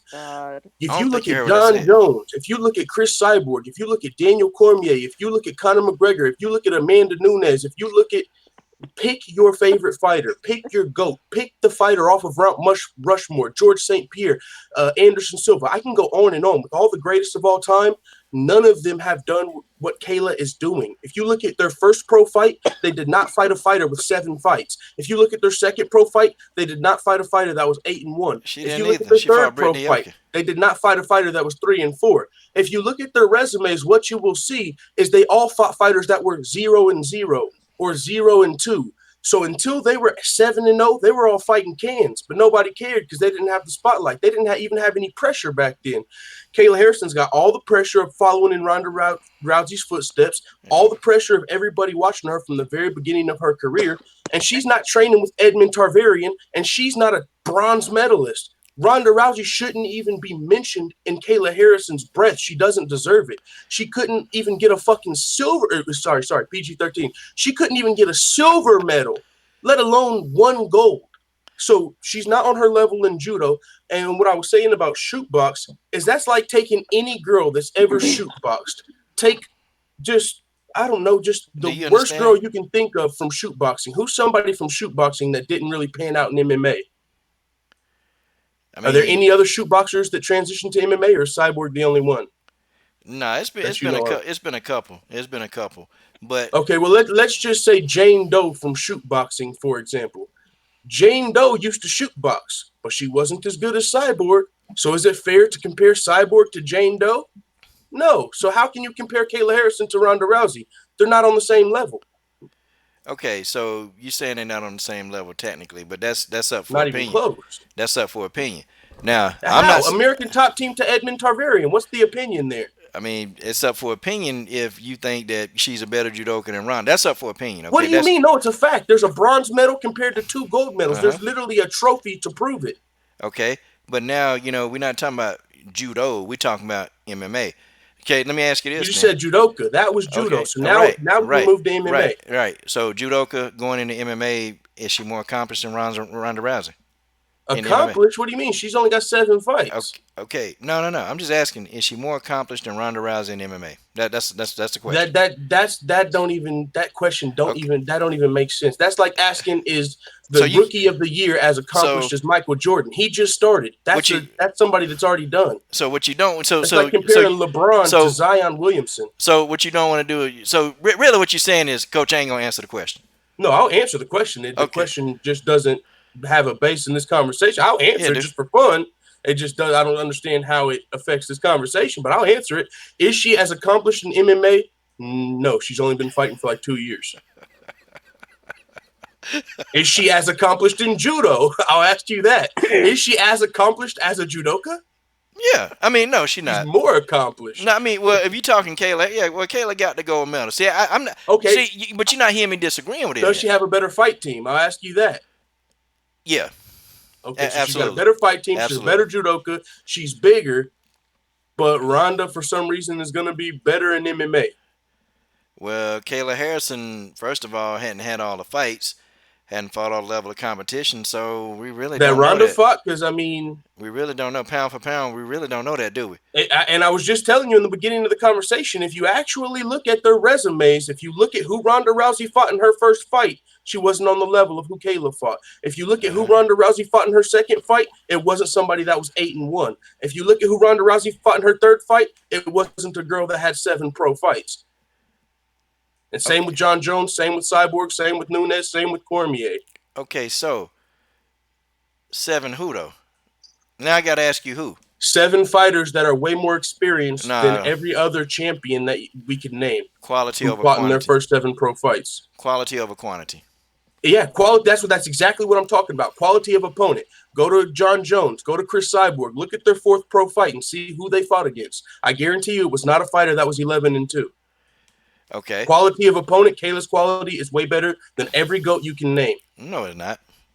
Name one fighter, and we'll look at their resume and see who they were fighting in their first 5 fights. Name one fighter. Give me one of your favorite fighters. Who's your greatest fighter of all time? She's only had 4 fights. So if you're trying to compare that to them, so first of all, the times are not the same. Times are different. Okay. Yeah, they're better. MMA gets better. Everything gets better. More events, more evolved. The training gets better. The diets get better. Everything gets better. But some people now it's better than this. Some people don't. No, and sometimes it's not better. Sometimes it's not better. But I guess if trainers forget how to train fighters and they start now, okay. Times are different. Okay, and the reason why I'm saying times are different. Times are more advanced. Well, it all depends. Okay, it all depends on who and where you were fighting. Okay. See, again, nobody truly knows, and I know this information because I've actually spoken to them. Nobody really knows who Amanda Nunes's and Chris Cyborg's real first 4 opponents are because they fought in Brazilian Underground. Okay, that's where they fought. Those fights are never going to be listed. They And fought. the girls they fought, if they ever amounted to anything like a professional fighter, we would know their name. And so it was probably a bunch of girls that were like 0-3 but or it's just 0-4. like that's just like Valentina's. I mean, it was like probably Brazilian locals. See, but you gotta let me finish. It was regionals. That's just like Valentina, her wrestling experience. She's got a deep wrestling experience from Russia, but people don't know that because it's not listed. Everything I don't think anybody's ever questioned Valentina's hold on. But what I'm trying to say is everything that she does is not going to be listed. But she showcases it. It's not like people just you're not listening. Valentina You're not listening. over See, and you keep over. cutting me off. So what's happening is they've had fights. They've had fights in Brazilian Underground. And actually, if you know anything about that, a lot of those fights are very tough. And a lot of those girls could go the other way. Some of them girls could go pro, but they don't. Because also it also comes from having resources and being able to go. And being able to do what you got to do. So some fighters, they get out. Some fighters, they don't. But a lot of those fights they had, they were very tough opponents. And they can actually come over and probably fight and give anybody competition. I'm not saying that those fighters... They're definitely tough because they lived a rough life. I'm not going to say that they win a lot of those fights, but they'll give people a tough competition. And they also have a chance of winning. Those fights so they'll were be tough. Good punching bags. That's good training. No, they're actually good fighters. They're good fighters. Probably not very well. If you go, those girls if you go that don't Brazil, have the funds, like you're saying, you got to imagine they don't have wrestling classes. They can't afford jujitsu. They can't afford the gi. So they're probably just in there throwing hands and being tough. But they fight. They know how to fight. That's but not well rounded at the highest level. They have a culture. They have a culture. They have a culture of fighting. You're going to work on your game. They have a culture of fighting. Okay, they have a culture of fighting over there. And no, they may not have access to all the elite trainers in Brazil, but you can get a trainer in Brazil. And a lot of those fighters, those trainers don't even make any money coaching some of these fighters. Which means they can't focus as hard as they do. If you're not making money, how can you focus on not? You got to focus on feeding your family. We're not talking about that. We're talking about the quality and the quality of the competition. Yeah, that's what I'm trying to. See, you keep cutting me off. That's what I'm talking about. See, that's why the quality's bad. You doing that Brian Jensen shit. See, listen, man. What I'm trying to tell you is the quality of the competition is not bad. Okay, they fight over there. And the fights over there are brutal. They're fighting under no rules. So basically, you can do what the hell you want to do. So now you coming out of that system, and then you're coming over here, and your first couple of fights, under organized rules, they're gonna be simple. Like they're actually gonna be simple. Okay, and it's just what it is. So I mean, we can say, okay, well, hey, Kayla fought these fighters, and they got all these winning records. Well, okay, yeah, in today's times. But look at who Nunes fought. See, we got to look at before she even got to be Nunes, before Cyborg became Nunes, before even Valentina became Valentina. Tapology.com. Man, I'm telling you, everything is not there. That's what I keep trying to tell you. But the fights that matter are there. The legitimate experience. I mean, you might have fought some local girls that couldn't even afford gloves, but that's like going from street ball to the NBA. It's just a whole nother level. It don't matter really what you did in street ball because this is a different game. You can't throw illegal knees here. You can't do all of that brutality, bare knuckle BS. You got to have a structured training, and that because that's if you're trying to be the champion, you're not street fighting and doing what you used to do before you even had one pro fight. Back when they weren't even keeping track of your records. And that competition, is good. As a sport that evolves. Back in the day, some girl used to be a boxer. This girl used to be shoot box. This girl was jujitsu. Now people are more well-rounded and evolved, so it's better than ever. Now you have to be good at everything, which to your Valentina point is why I was saying we see Valentina using her wrestling in her fights. That's why we don't question it. But whenever you see Cyborg get brawling, getting into a brawl type of fight, that might be when you start to question her ground game, which is where the whole Ronda Rousey debate in the very beginning came. Part of the ground game too is having takedowns. Is because of her grappling. Part of actually having takedowns is having takedown defense, and Cyborg got some of the best takedown defense in MMA. Okay, so does Amanda Nunes. Didn't question that. Okay, so part of having a ground game is being able to stop the takedown. See, just taking people to the ground isn't just ground game. So what we saying and what you saying, okay, so we look at Kayla Harrison's first opponent. Okay, she fought Brittany Elkin. Okay. 3-4, 7 pro fights. Okay, so, what has Brittany Elkin done? Brittany Elkin got, man, look. Okay. What I'm trying to say is, I'm going to pull up Cyborg. What has Brittany Elkin done? Yeah, she lost her first fight. She lost her first fight. She lost her Kayla first smashed fight. a girl with 7 pro fights. She lost her first pro fight, giving her but crap. she lost to Erica Page, man, a deep black belt in Brazilian Jiu-Jitsu, man. So Come on. Cyborg, was her jiu-jitsu not where it needed to be at that time in her career? At her first pro fight, it wasn't. Now she's a what? She's a brown belt, about to be a black belt in BJJ. So I mean, her BJJ is actually stepping up to where she is now with her striking. So see, look, Coach, I'm glad you brought that up. Okay, go ahead. Good. Yeah. So Chris Cyborg is actually evolving, and she has a BJJ background. Okay, she's got a shoot box background. She knows sambo. Okay, she knows a lot of the different techniques. Okay, with the ground game. Is she going to use it? I don't know. I mean, in this fight, she's probably going to have to use it against Felicia Spence. She's going to have to use it. But I'm not going to sit here with a girl with 4 fights, and I can't co-sign what you're saying. I don't care who her opponents are. You know, Larissa Pacheco, Josette Cotton, full credit for that. Okay? They're there. So, they're there. But see, when we got to Larissa Pacheco, somebody she was supposed to finish on paper. She was supposed to finish on paper. It's not even a big deal that Cyborg lost her first pro fight. I was just looking at her opponent's experience. The girl was 0-0. She lost to a girl that had never fought before. She did fight. Erica Page had fought before she met Cyborg. Down girls before she turned pro. Nah, she was a BJJ. She was dead. She was dead. Never fought a pro fight. Erica Page is a 3rd-degree black belt in Brazilian Jiu-Jitsu when she met Cyborg. She used her BJJ. Come on, man. Come win MMA fights. Yeah, you can. Kron Gracie. He don't throw any strikes. He's Are you serious? Well-rounded. No, man. That dude ain't. He ain't throwing no strikes though in the octagon. Are you comparing Erica Pike to Kron Gracie? He ain't throwing no strikes in the octagon. He beating these boys. He beating these boys with BJJ, man. This dude ain't standing there. Nah, man. Listen, I'm looking at what's in the fights. Okay, this guy is grappling and he's using BJJ to win his fights. He not throwing any strikes. He not knocking anybody out with head kicks. He not doing that. Okay, so if you telling me that a BJJ practitioner can't come into an octagon and win a fight, then that's a lie. There've been plenty of people. It's been plenty of people. They can definitely win a grappling match. On, man. They can come in there. Perfect. I'll give you a perfect example. Jillian Robertson versus Molly McCann.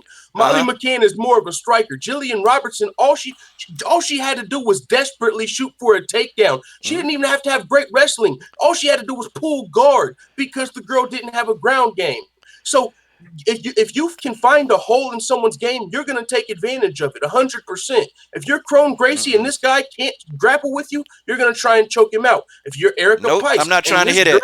Absolutely not. Erica Pike at the time it was Chris Cyborg's first pro fight, and Chris Cyborg had no Brazilian Jiu-Jitsu. She had none, literally none. Okay, so why are you fighting professional MMA if you're not well-rounded? She fought a black belt in BJJ and lost. She got taken to the ground and got submitted. That's what happens. That's what happened when you don't have any BJJ experience. That's what happened. That's what happened. That would be understandable. But we're talking MMA. Okay, I've seen BJJ. Look, we could take Mackenzie Dern, who don't have that great of striking, and she's heavily relies on her BJJ. Hold on. She used her BJJ and she wins those fights. I'm not even trying to hear that. This girl ain't out striking a whole lot of people.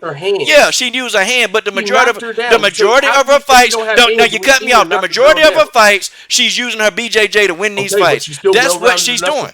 She's not well-rounded. Mackenzie Dern is not well-rounded, man. Come on, stop it. You're not one-dimensional. Stop it. You said Kron Gracie's not knocking dudes down. He not. He uses BJJ and he's submitting people.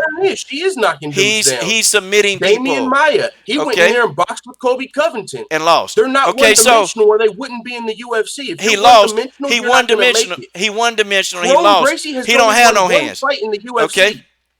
But in his past fights, the dude uses BJJ, man. His past fights in Amateur. Amateur. Like one fight in amateur. Risen. He had an amateur career. We're not talking about amateurs. We're talking about the greatest of all time. We're talking about Cyborg. We're talking about Kayla.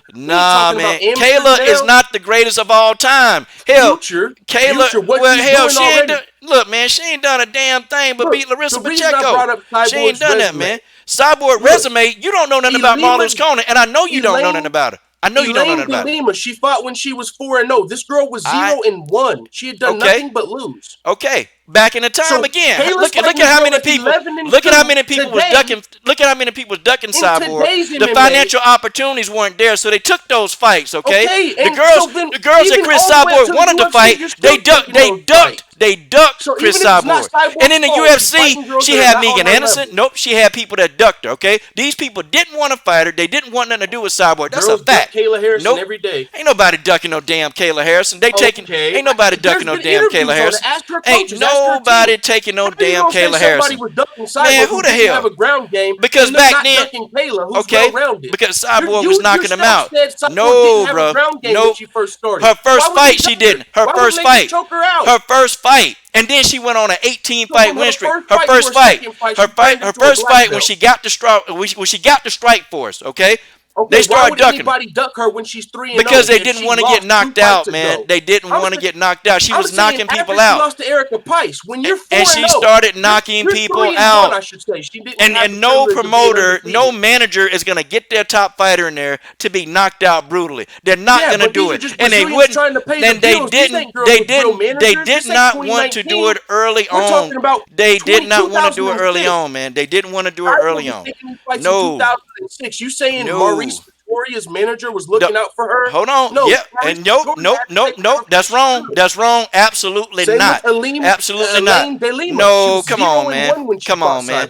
Come on. And they took those fights, man, because they took the fights and they wanted the money because the other fighters, the top contenders, they wouldn't fight. Man, they didn't want to get in there. Nah, man. No. They weren't even getting $5. That's inaccurate. It's completely not accurate. And the problem is, man, see, you don't know the women, you know the men.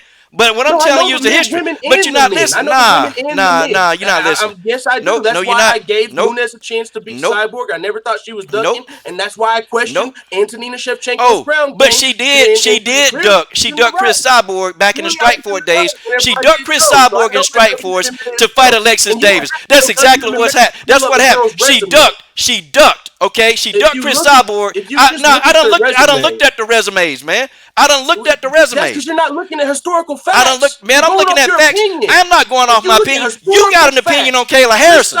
You got an opinion on Kayla Harrison. You got an opinion on Kayla Harrison. You think Kayla Harrison is a world beater. She not a world beater. She got 4 damn fights and she ain't done shit. Ah, man, come on, man. Come on, man. She ain't done nothing. She ain't done nothing. She ain't done nothing. Why ain't Kayla Harrison got knocked out yet? Why ain't she got choked out yet? Oh, it's coming. Hey, it's coming. And when you're a pure striker, and you don't want anybody, when nobody wants to fight you, you take who you can fight. And Chris Cyborg, she took a 3rd-degree black belt in BJJ. Nah, man, ain't nobody scared of no Kayla Harrison. Ain't nobody scared of. Hey, look, man, ain't nobody, man, cuz. They made $1 million because that's Hype Job Harrison. They got to put on the face of everything. They got to get the blonde hair and the blue eyes. No, man.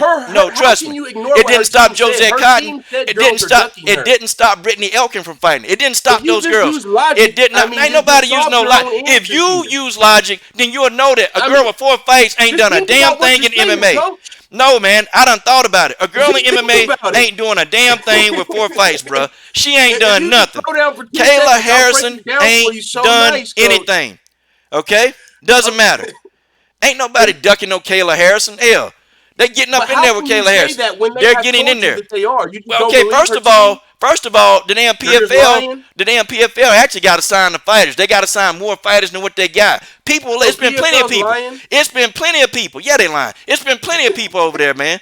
It's been plenty of people in Rising that want to fight Kayla Harrison. Hell, Cindy Dandois asked to fight her. They ain't signed her. Come on, man. Come on, man. King Rena wanted to fight Kayla Harrison. Wonder why they didn't make that fight. I wonder why PFL ain't extend that offer. Come on, man. Come on. Can I ask one question? And I'll let you have the floor for the rest of the night. I ain't trying to hear that. I just got to ask this one question. And I got to ask you a question. Why would girls duck Cyborg when she just got submitted and not duck Kayla when she's undefeated? What? When Cyborg just got submitted, why would girls duck her instead of just try and choke her out? And Kayla's undefeated, and you're saying they wouldn't duck her. So I'm asking, Cyborg, after her first fight, 0-1, just got choked out. Why would girls duck that and not duck the undefeated Kayla Harrison, who they know PFL wants to win? That question makes no sense. Why would you duck a girl that got choked out and not duck an undefeated girl? What? It just don't make sense. Exactly. The question Why you would asking, anybody duck Cyborg when she just got choked out, and then you're saying girls would not duck Kayla, who's undefeated? She's never shown one sign of weakness. But you're saying you don't think it's possible girls are ducking her. No, they're not ducking But they would duck Cyborg, who got choked out. They did duck Cyborg. That just don't make sense. They did duck Cyborg. In fact, Vanessa Porto didn't duck Cyborg, and she took the fight. Okay? They've been trying to get a bunch of people to fight Cyborg, even after that first fight, because they knew her knockout power when she was doing purely shoot box. And see, that's where the reputation came. She was knocking girls out doing shoot box, and she was real heavy in that, and people didn't want to face her because she was a knockout artist. That's the whole situation with that. So, yeah, they was ducking her. All right, Coach. Well, so tell me this, okay? To agree to disagree, but I can go all night. We can go all night. Because listen, but I'm going to ask you a question. Who in their right mind thinks that a fighter at 4-0 has arrived at the mountaintop like you do? Nobody. I didn't say she's arrived at the mountaintop. Well, I said the only girls I can see beating her are Cyborg or Nunes, but Nunes is her teammate, and Cyborg is not going to be until 2020. I've said 2020 from the very beginning, so there's no way she's at the mountaintop if it ain't 2020 yet.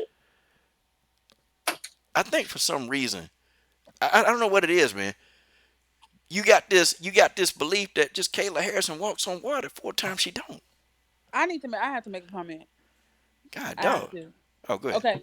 How you doing, Brittany? So, hi, honey. How are you? Pretty good, pretty good. Love to hear the question. You've made some valid points, but I still feel like she has a long way to go. But anyway, okay. So my question is, okay. So you said that you do think that Nunes will beat Kayla, right? Yeah, Nunes is the GOAT. Okay, yeah. Okay, absolutely. Okay, cool. So, but you've made an interesting comment. You said that you don't think that fight will happen because they're teammates. Now, you do know Nunes beat the shit out of her best friend, right? Nunes what? On her best friend? Beat the shit out of her best friend. She did. I mean, I wouldn't call it her best friend, and at the same time, she did. But they're fighters; they beat the shit out of each other all day in training. But no, 1 second. Let me answer that real quick. What she also did was she gave her best friend the opportunity of a lifetime in the biggest payday she's ever had. Go ahead. That's true, but still, so if she's willing to beat up her friend, and when I say best friend, I use that loosely. What I mean? Like, yeah, they knew each other. They trained, co-workers, and your work best friend or something like that. Your best friend at work. That's what I mean by that. But they're still friends outside of work. But if she's willing to beat up her friend, I highly doubt she'll just turn down. Let me ask you this: would you fight one of your work friends for $1 million? Beat the shit out of him. That's all that was, and she got Nunes. She got her friend and herself a check. So I mean, she kind of was looking out for Raquel. She kicked her a couple times, but it hurt. But now she can take care of her family. I think she'll fight Kayla.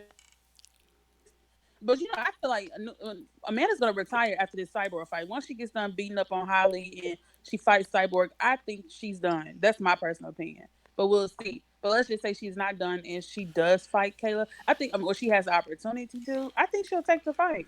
See, I don't even want to entertain that fight because I think that's the only way people can talk about Kayla losing, and that's honestly not a thought I really want to entertain because it's going to be hard for Kayla to lose outside Amanda Nunes. So listen, I was one of the first people, and I'm going to tell you this, and you ain't going to believe this.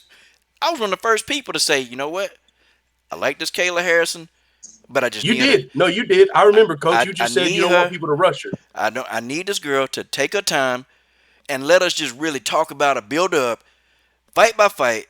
You look, don't even get in the habit. Don't start calling people like get your 7-0 going, and then you start going in like, okay, I want this person.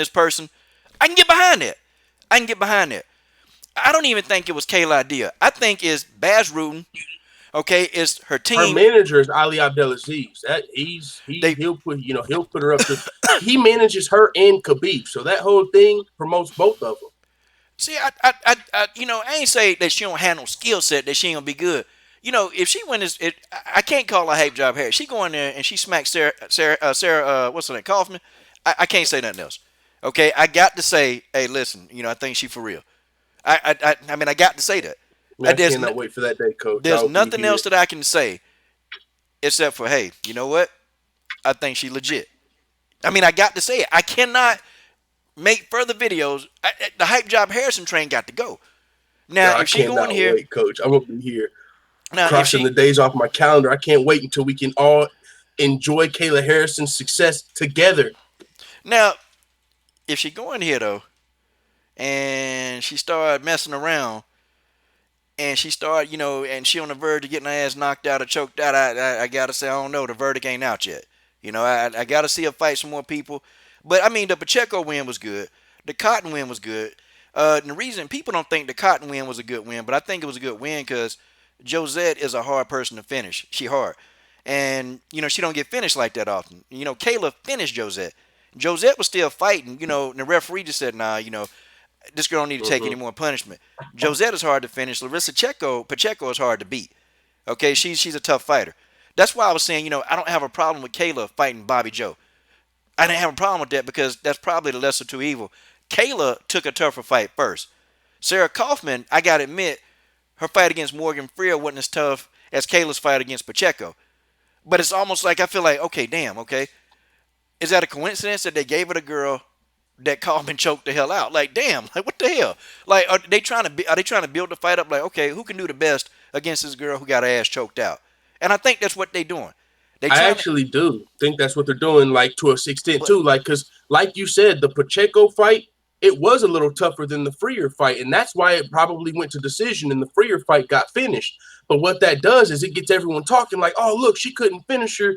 Kaufman can finish her. Oh, that, and it does make the Kaufman versus Harrison fight even better. But like you said, Pacheco was a little tougher, so that can explain the decision versus the finish. Yeah, but then they turned around and gave Sarah Roberta Samad, and Samad, hey man, she can go in there and mess anybody up, man. She a dirty fighter. She real dirty, man. And when I'm say dirty, she dirty. Like she go in there and she if she can do it illegally, she gonna try to do it. Cause That's her whole crazy. yeah, man. I mean, and I interviewed her, man. I'm gonna tell you, man. She's scary as hell, man. She's scary as hell. Like this woman, she was driving a damn car. The kid was in the back seat, and her husband, and I spoke to her husband for a little bit, and then she took the interview right back over. I'm like, damn, I'm gonna make her mad because, but yeah, she a dirty fighter, man. But she real gutsy, and she like to grapple, man. And that's the only other fighter other than Sarah Kaufman that I see that would probably give Kayla some type of like challenge in the fight. But man, she go in there, she smacked them two around. Psh, can't say nothing, man. Let's go. All right, Coach. Well, I cannot wait till you come on my show, man. We got to have this same discussion, debate. We can do it at a later time after the next fight, but I want to have it on my channel. So whenever you're down, I'm down. You don't stop in my lives as often, but when you're in there, I definitely try to invite you to the panel. So I appreciate you having me on tonight. I'm about to get off here now, and I'll just continue listening to the show. So thanks for having me on, Coach. Yeah, man. I just be listening, man, because it be kind of entertaining, man. When you start roasting people, that shit be funny, man. I appreciate it. All right. Good night, ladies. Good night, Rugby. Good night, Brittany. Good night, Coach. I'll continue listening in the chat. Good night. That's full-time MMA, ladies Good and night. gentlemen. It's full-time MMA. I love arguing with full-time. That's my favorite person to argue with. Let's see. Shoot. Okay, what else were we talking? Oh, okay. Rogan. Okay, Rogan. He said that Wilder versus Ngannou. Rogan is at it again. He pretty much said that, hey, Francis Ngannou with a couple of years of training in boxing, he could probably go in there and challenge a top professional fighter like Deontay Wilder. We need to see that fight. So I don't know, Brittany. I'll start with you. What? Wait, what? That's what Rogan said. He really said that? Yeah. Oh Lord. He can have 10 years of boxing training, and he still will get caught with that right hand. Just no. No. Yeah, I can't believe he said how that. well that worked out And for Conor McGregor. He got knocked out by Floyd. Exactly. And Floyd, Just Floyd because is you're a not even good a knockout striker, artist. He got just knocked because you're a out. good striker in MMA doesn't mean you're going to be good in boxing. Like, striking in MMA is not the same as striking in boxing. It's not, because when boxers are hitting, boxers know how to place their punches better. You know what I mean? It's like a vision board for them almost. And that So was I the feel issue with like Conor that's why, McGregor. He thought his MMA striking yeah. would transition over to boxing, and it didn't. And it didn't. Nope, it didn't. Because Floyd, like I said, Floyd is not even a knockout artist. But you got knocked out by somebody who's mostly a defensive fighter.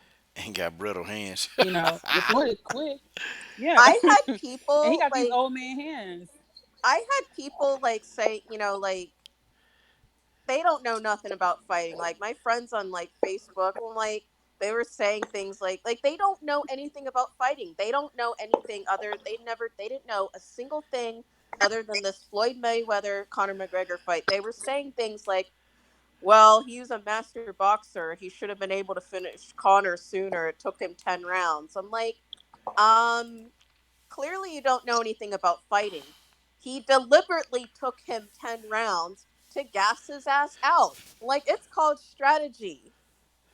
Yeah, Like, people don't know nothing about fighting. I'm like, Yeah. that was the point. That's why he took him into later rounds. Floyd Because carried him. Connor don't have a damn gas tank.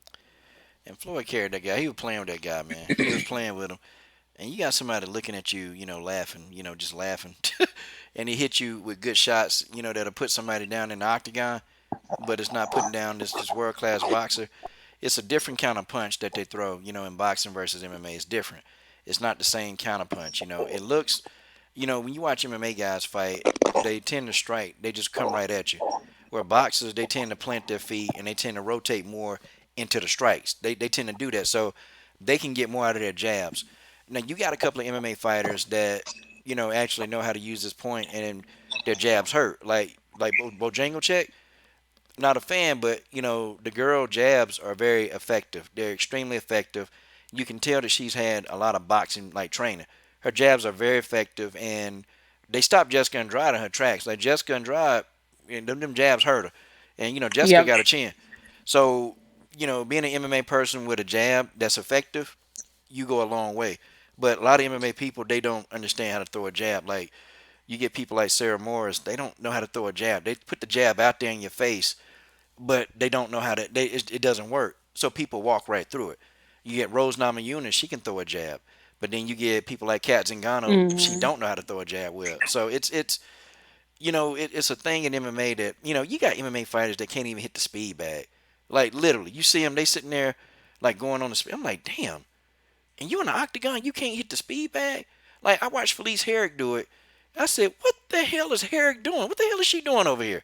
She was literally trying to hit a speed bag, and I said, "Damn, this girl missing. Like she missing the damn bag and looking dead at it."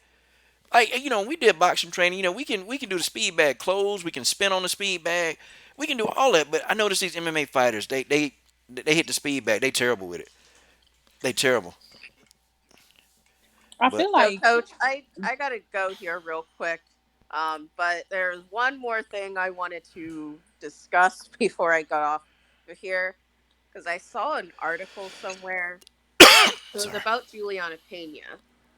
She Yeah, said she was overdue for a fist fight, but she wasn't rushing back to the UFC anytime soon. man. You know what? She responded to me, and I reached out to her, and I'm like, we gotta talk. I gotta interview you again about this article. And she said, yeah, she said, yeah, I'll talk to you again. Because I'm like, it's boring. You need to come back. And, she said, yeah, I really do want to come back.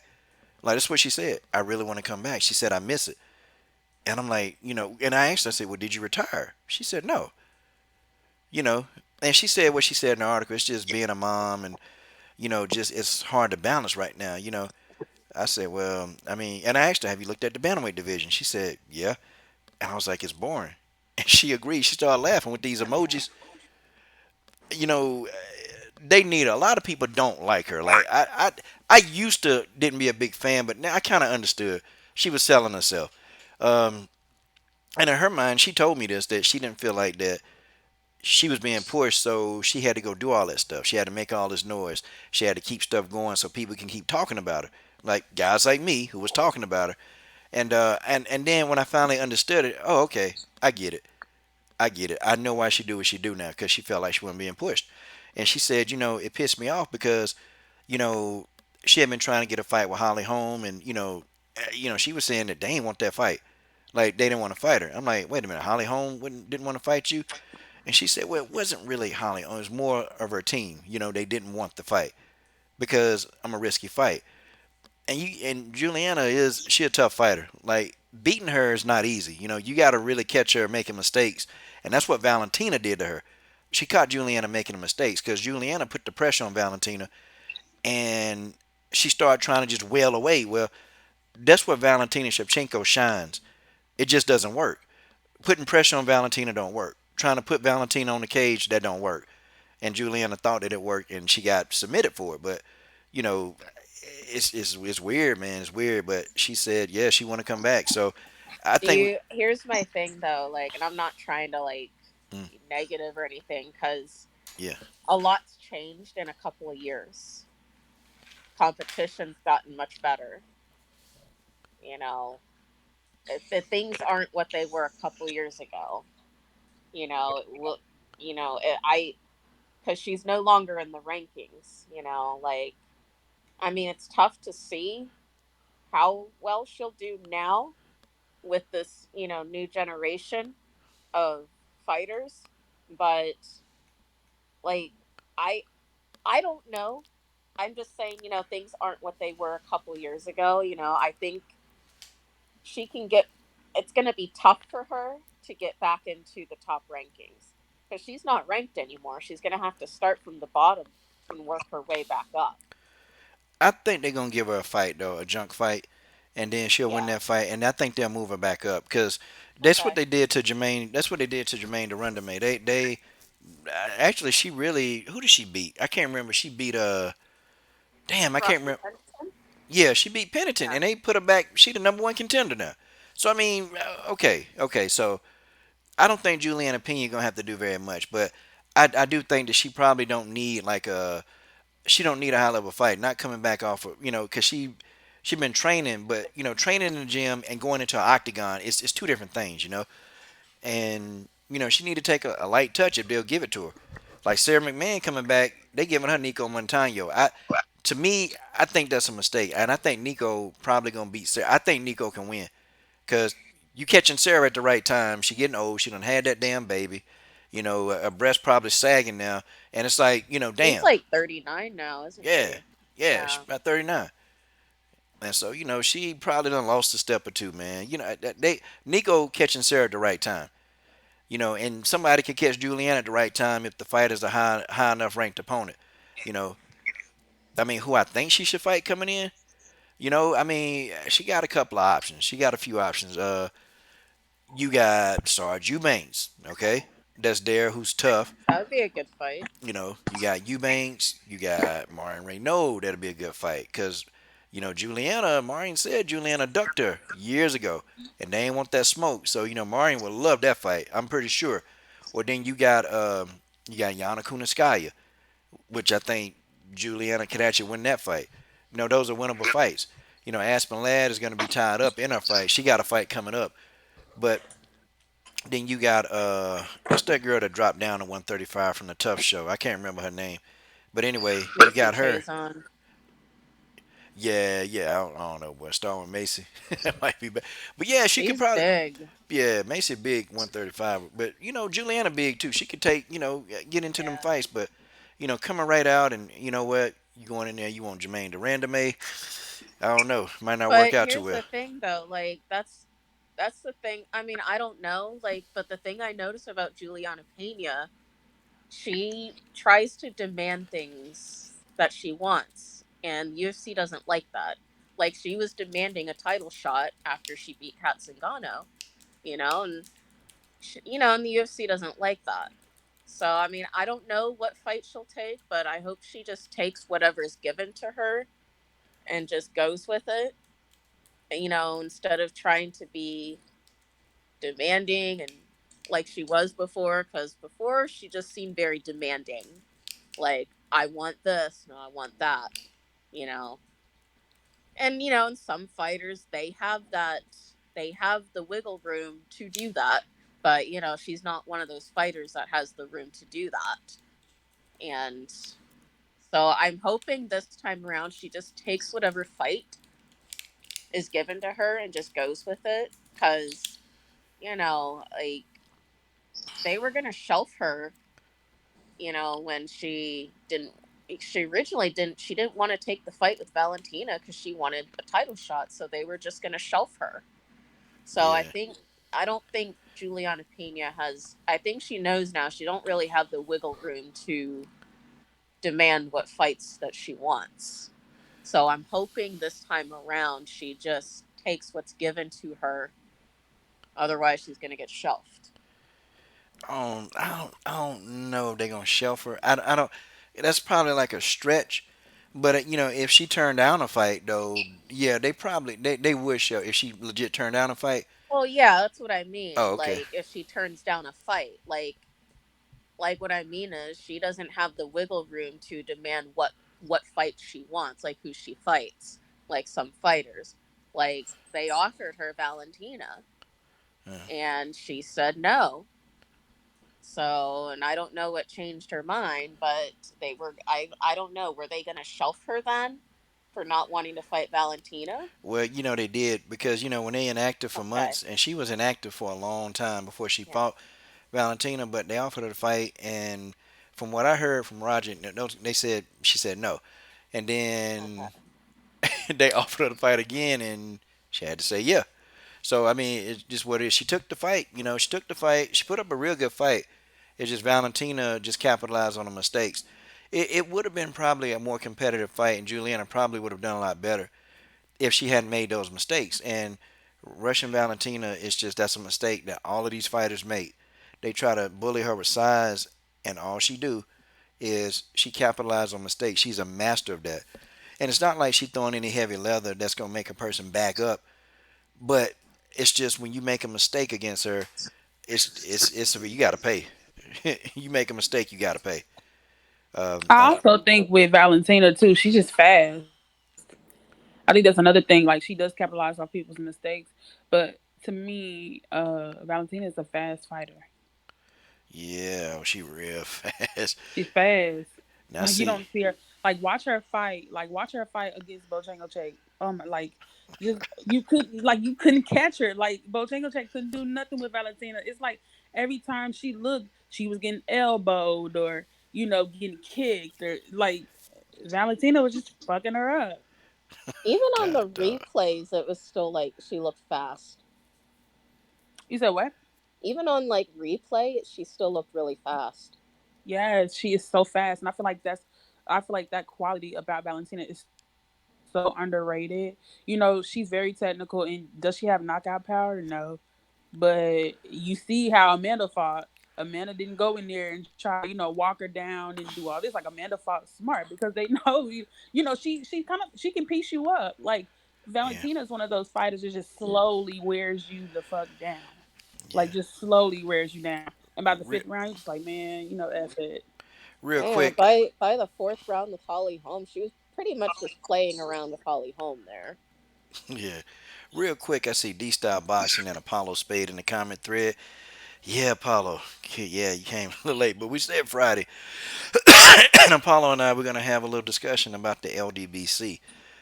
We're gonna talk about what a cult is. It's gonna be a very healthy debate. Is the LDBC a cult? Then we're gonna talk boxing. We're gonna talk some stuff. But I'm gonna put all the myths. I'm gonna put that to the side because I'm gonna actually tell what a cult is. And trust me, the LDBC, we definitely not a cult. I can tell you what a cult is. Believe me. And that's part of the stuff that I know a lot about. I was never in a cult, but I understand what it is. So we'll be talking about that tomorrow, 8:30 Eastern Standard Time. We'll be in here and we're gonna get it on. We're gonna have a healthy debate. So yeah. But anyway, so let me ask y'all, cause this panel has been lit tonight. What do you guys think though about the things that Jessica doing? Do you guys think that she's smart? Do you think it's gonna backfire? Do you think that is actually getting to Valentina? Like, what do you guys think about that? Hell no. Valentina don't give a shit. Sorry. Valentina does not care. Like, these mind games don't work. I think the only person that really has ever gotten under Valentina's skin was Amanda Nunes. Because I mean, at when I was at when I met her in February, you know, because I was talking to, or I think I was talking to the guy that owns the restaurant. He was, we were having a conversation, and because there was like he has these like what are those called? Those cutouts of these fighters, like these, that stand up. And there was one of Amanda Nunes right in there, and Valentina was like, "That has to go. You got to hide that." Like she did not want to see it. So she really, truly does not like Amanda. A lot of So I fighters. think the only person that's ever actually got, under Valentina's skin is Amanda, but just slightly. But I don't think Jessica I is. She's no. She's not gonna. She's not gonna get under Valentina's skin. Valentina is focused. You know, like in the interviews, like people asked her about Jessica I. About what she thought of about about her claims of that the footage being sped up, and Valentina was just like, if that's what she thinks, then that's she or no, she said it like this: if that's what she thinks, and that's what she thinks, you know, that's what she said. Like Valentina doesn't care. Like she's not worried about her. Damn sure. Yeah. Oh man. Okay. So Brittany. Yes, sir. God dog, Brittany is a straight beast. Dang, Brittany being here going in. Uh, Brittany, it's fun with you on the panel. You know that, right? You know when I see you, I'm always asking you want to come on because man, it's fun. See, it's like Rugby I Queen. know. She You gotta calm take it and as a cool, compliment. and she balanced it out. And see, you, Genesis, and see, Rugby Queen balances everything out. Like she stay calm and bring us back to earth, and then you and Genesis, y'all just like I don't know, y'all take turns. So it's kind of like a good balance. And see, boy, we bring the Mobcast back. Man, I'm telling you, that's when we're gonna really be cooking when the Mobcast come back. But so Brittany, what are your thoughts on that? I'm just Hmm. Yeah, with I feel like personally, I feel like Jessica's just doing too much. I feel like she's trying to sell the fight, but there's no really.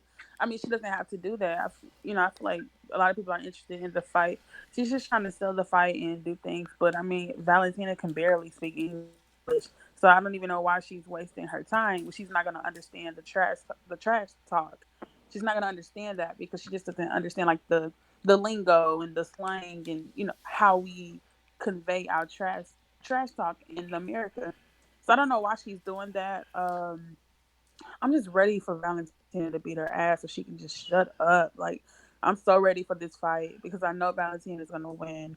I think it'll go, to the judges, but I think it'll be unanimous because she'll just wear her down and keep piecing her up now full time. Oh, and go ahead. I'm sorry, doing honey. what she does. Yeah. No, that's it. I'm just over it. I don't like Jessica. I already don't like her, but with the trash talk, it's just she's just doing the most. And getting the less out of I it. Yeah. think she's. I think she's. Yeah. I think she's getting a little too emotional for this fight. And you know what happens to fighters that get emotional? Ask Cyborg. Yeah, Yep. they get hurt. They get knocked out. Ask Cyborg. They get hurt. They get hurt. Yeah, Cyborg, my You girl, can't though. put your emotions in it. She probably listening to this damn stream. Cyborg, hey, we got you. I got you over here, Cyborg. I got you over here. That's what it is. I know some of you haters. I know some of you haters. Y'all can't stand that I support Cyborg. See, the days of y'all making fun of Brazilians and y'all coming over here, y'all see it can't work over here.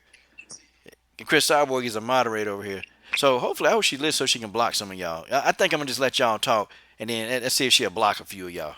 I mean, that'd be Cyborg good. Nation. Cyborg Nation, we standing up. But okay, so and Brittany, I got to get your opinion on this too. Rugby Queen talked about it. Maybe Rugby can talk about it again. Full Time just posted in the stream, and shout out to Full Time MMA guys. Go subscribe to the channel, real quick, guys. Please subscribe to our channels. YouTube is doing a number on his channel and my channel. We gotta get them up to over 10,000 subs. They cheating us, man. They cheating us out of everything. But he put this article up about Donnie Aaron. Um, he beat his wife, Andrea KKK Lee, beat the hell out of her, burned her with a cigarette, and he was on the run for 9 months. Okay, and they finally got him, and he bonded out of jail. So, Brittany, what are your thoughts about all this? Wait, so who was it that beat up his wife? Donnie Donnie Aaron. Aaron, Andrea KGB's husband. He's the one, uh, I guess last summer that I don't know if you heard about it. He had like Nazi tattoo on his arm. Mhm. Yeah. Mhm. No, I haven't heard about that. That's new news to me. He Yeah, I has haven't a heard about troubled that. past as well. Mhm. He's Yeah. been in jail before, so just what are your thoughts on him doing that to her? Because this happened last summer. He beat up his wife again, tried to burn her with a cigarette and choke her. And and he's been on the run and for 9 months now, and they finally got him, and now he's out. So just what are your thoughts? Do you think Well, she that's knew where he good. was the whole time, or I believe she probably did, because you're not gonna go 9 months without talking to your husband, even if he's doing something so ugly towards you. Um, I've seen it plenty of times, and you see it in real life, you see it in the movies where they're isolated from each other, but they're still gonna keep contact because sometimes or a lot of times where like the woman has this like emotional attachment, and then even though he's doing her dirty and he's hurting her, whether it's physically, emotionally or mentally, they still have this kind of weird attachment. So I'm pretty sure she knew where he was. I'm pretty sure she had an idea. Or if she didn't, I'm pretty sure she was at least talking to him. Maybe not every day, but she definitely had some type of contact with him where she could tell authorities, like, hey, I talked to him, or oh, hey, he's here, or whatever. also another So, question I wanted to ask, because Donnie Aaron last summer he claimed that he was a changed man, that the Nazi tattoo was from when he was in prison. He got branded, he had to get it, but he said he's a changed man, but he refused to cover it up. And tattoo shops, they will cover those things up for free. What are your thoughts on that? About him not covering it up, even though he says he's a changed man. he's not covering up because why would you cover up something that represents you? Yeah. That's who he is. So he's not. That's who he is. You can say you're a changed person, you're this or that, but you know that's who he is, and he doesn't. He's not going to cover that up. That's who he is. Hmm. I dog. Yeah. Yeah, this boy, yeah, I see, and see, me and Rob, we were talking about this earlier, and I'm be honest, what sets off a racist guy? Well, it's black people, and I started thinking to myself, okay, why would he just, because in the article they said that he and Andrew were fighting over a fight.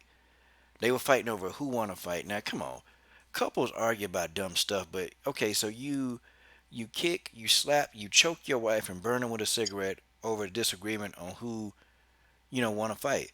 Like that's almost like me and Full Time. We sitting here arguing, and then I say, okay, and he say, well, Coach, I'm gonna kill you because you don't like Kayla Harrison. Well, I'm gonna kill you because you don't like Cyborg. Like it don't make sense. Or we if we him and I sitting in the same room and we arguing, and then we reach out and grab each other, because we debating over a fight. It don't make logical sense. People don't generally do that.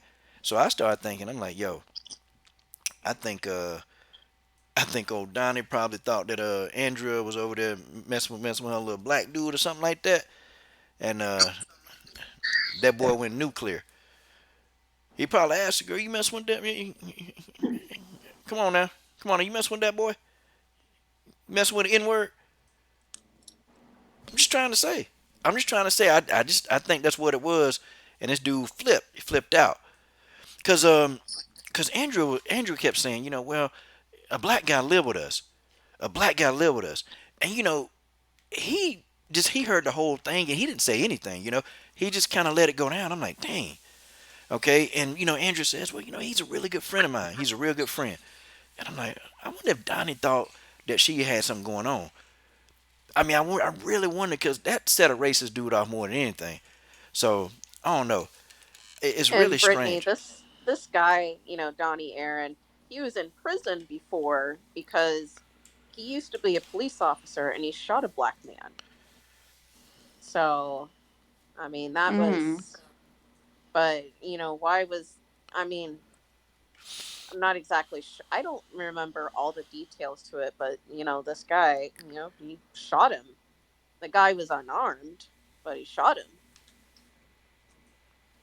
So, yeah, clearly,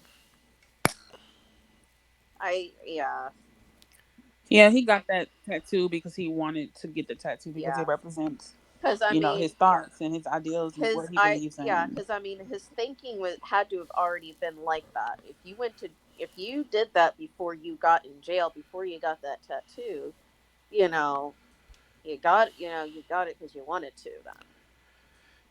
But Right. Man, that boy crazy, man. Absolutely. And she kind of like I don't know. It's kind of hard to believe that the father of your kids, and he had a lot of control over it, like really mental control.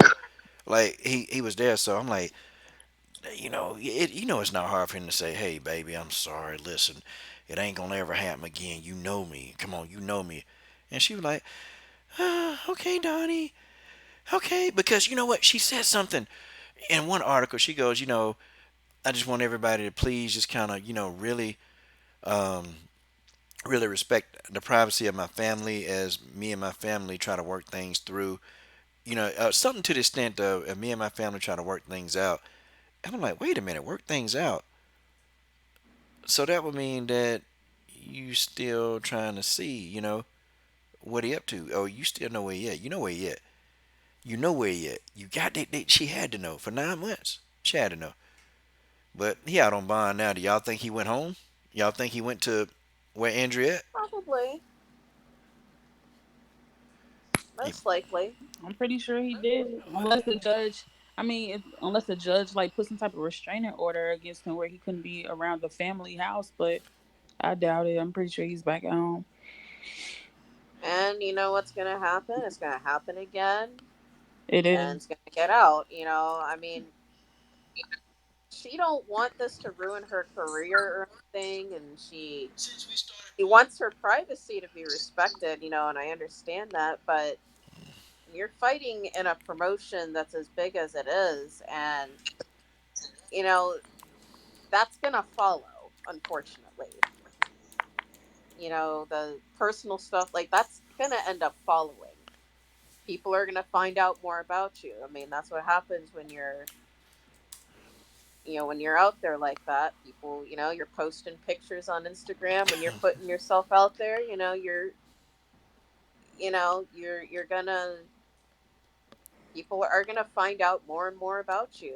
They're gonna see these things. So I mean, if you really truly want your privacy respected, then don't post on social media. Stay off social media. But if you're gonna continue to be on social media, and you're fighting in a promotion as big as it is, all that's gonna follow, whether you want it to or not. Yeah. Yeah, yeah, most definitely. Okay, I want to ask y'all this last question. Then we'll pack it in, and I'll be on tomorrow. And I'm trying to get Stamina MC to come in here and do this debate with this guy that's talking about the LDBC we a cult, but that's subject for another video. Um, Let me see. Whack 100 got his ass whooped by Mike Tyson. He was talking reckless about Tupac Shakur. Mike Tyson beat him up. I mean, what y'all think about that? I love Tupac Shakur. I mean, I I don't know. I don't really have any opinion about it, but I mean, I don't know. I wouldn't be happy somebody talked shit about Tupac, but I mean, I don't know. I like Tupac Shakur, but I mean, as far as Mike Tyson beating the crap out of, I don't know. Beat up. He beat Whack up, man. Whack 100. Took a swing at him, or say he punched Mike in the mouth, and Mike just beat him up. And he had pictures of him getting his medication from the doctors for pain. I said, God, dog. Uh, so, Brittany, what kind of thoughts you got? I mean, what do you think about that? I didn't have like any direct thoughts. I did laugh at the fact. I'm like, damn, Tyson still got it. That shows me that was just, raw power, that he's always had, that he's older and he's still knocking in words out like it's nothing. So Let me tell you I just thought it something. was It don't funny. matter how old you get. You can still be powerful. Because I'm a CNA and I've been around elderly people, and they're. Let me tell you, that it hurts when they swing at you and they get you. It hurts. It hurts. Oh man, oh man, God, dog. Well, Coach, are you streaming after the Joshua fight? probably yeah. I'll probably stream after it. Yeah, yeah, yeah, yeah. I will. I will. Oh, Joshua versus Yeah. Ruiz. Come on, man. He finna knock this boy with titties out. Come on, this boy finna get knocked out. You don't think really? Some people think that he has a chance. Nah, nah. Brittany, he don't have a chance. He's not gonna win. No, No, no. This guy punching I know bag with he's not titties. gonna win, but Nah, this guy not I gonna win. really, really wanted to see Jarrell and Anthony, but of course he popped his fat ass. Yeah, But yeah, yeah. He too busy. yeah, that was a mess. He too busy swinging his big ass around. Roly poly, dosey do. Eating cheeseburger like a big fat. Come on. That's what he doing. Big Baby Miller's a disgrace to Yep, his family, his boxing. He a disgrace to his own self. Yeah. So he really is. And I mean, after talking all that crap during the press conference, and then turn around and pop like, how you gonna accuse Anthony of being on PEDs and then you pop in? I mean, come on, yeah, damn idiot, crazy. damn idiot. I mean, boy, Yeah. boy got the brain the size of a damn possum. Okay, he do. Yep. And, I'm still mad. I'm still mad like you are mad about the damn rematch. I don't want to see that shit. Yeah, I don't, I I, don't. I don't want to see Wilder fight this dude. You already knocked him out. I'm done. It's a damn dangerous ass fight, but Yeah, he got to take the rematch it for what? is. Because Joshua's being a hoe. You know, Joshua's being all the way hoe. Yep. And Tyson Fury called him out. Did you see the Tyson Fury on first take when Tyson Fury had called out Joshua and told Joshua he was like he said that he said that he kind of respects Wilder more because Wilder is proven that he's willing to fight anybody. So if Tyson was basically saying he doesn't believe Anthony and Hearn when they're saying that Deontay's ducking. He's like no, Deontay's the real thing. Like he'll fight anybody because he fought me, but he was saying that Joshua needs to prove that he's the world champion and blah blah blah because he hasn't fought anybody. And of course, they had Anthony Joshua on like I think a day or two ago, and then he basically deflected because they was like, "Oh, Anthony, what are your thoughts on what Tyson said?" And they played the clip, and he was like, "Oh, I don't think I need to prove anything." And I'm like, "No, yes you do. Like, yes you do. You have to fight Fury or Wilder. You just have to, and preferably both of them. You have to fight both of them. Like, you have to. Yeah, This is a new generation of heavyweight, and the heavyweight division hasn't been as loaded in years. Like he has to fight both of them. And yeah, I think that this is the thing I'm sick of. I'm not trying to get in a long, debate, but I'm just sick of boxing because everybody has this unblemished record. So nobody wants to get rid of that O at the end. But 9 times out of 10, the O has to go. Okay, it just has to. Floyd is in a different box. Like everybody wants to be undefeated like Floyd. It's not gonna happen. It's just not. true You're that. gonna lose. Heck I'm yeah. sick of it. I'm sick of it too. Sick of these dudes. You know Yeah. what? And it's bad. it's bad when the women in MMA and the women in boxing, they looking for all the smoke. Okay, we come on here, we talk junk. Yep. Okay, we talk junk, but you know, at least Hype Job Harrison won't smoke. At least she call it. See, we can't get that in boxing. I mean, we telling these people to slow down. Hold on, wait a minute, ain't your time yet. At least Hype Job Harrison looking for smoke. At least Macy Barber won't smoke. Okay. At least Tatiana Suarez looking for that smoke. Okay. At least they're looking for smoke. At least they want the smoke. Even Mackenzie Dern want that smoke. They ain't ducking nobody. Everybody want that smoke. Okay. Nope. Rose Namajunas said, "Give me Jessica. I take that. Just give me all that smoke. I want that fade." She took that fade. She lost, but look, shout out to Rose for taking the fade. Okay, but you got AJ. AJ running around here, you know. AJ got a what? I don't even know what kind of. That's 1986 Jerry curl flat top. I mean, come on, man. Dude don't want to take no fades. Then you got Keith Thurman. You Nope. know, got that damn ponytail. Sick of that damn ponytail. He got that El DeBarge. I like the way you make me feel. It's just the little things you do that shows how much you really care. That ponytail. That 1999 El DeBarge ass ponytail. Running around here, you know, hell, Terrence Crawford got to get, got to get some more popularity, that's the problem.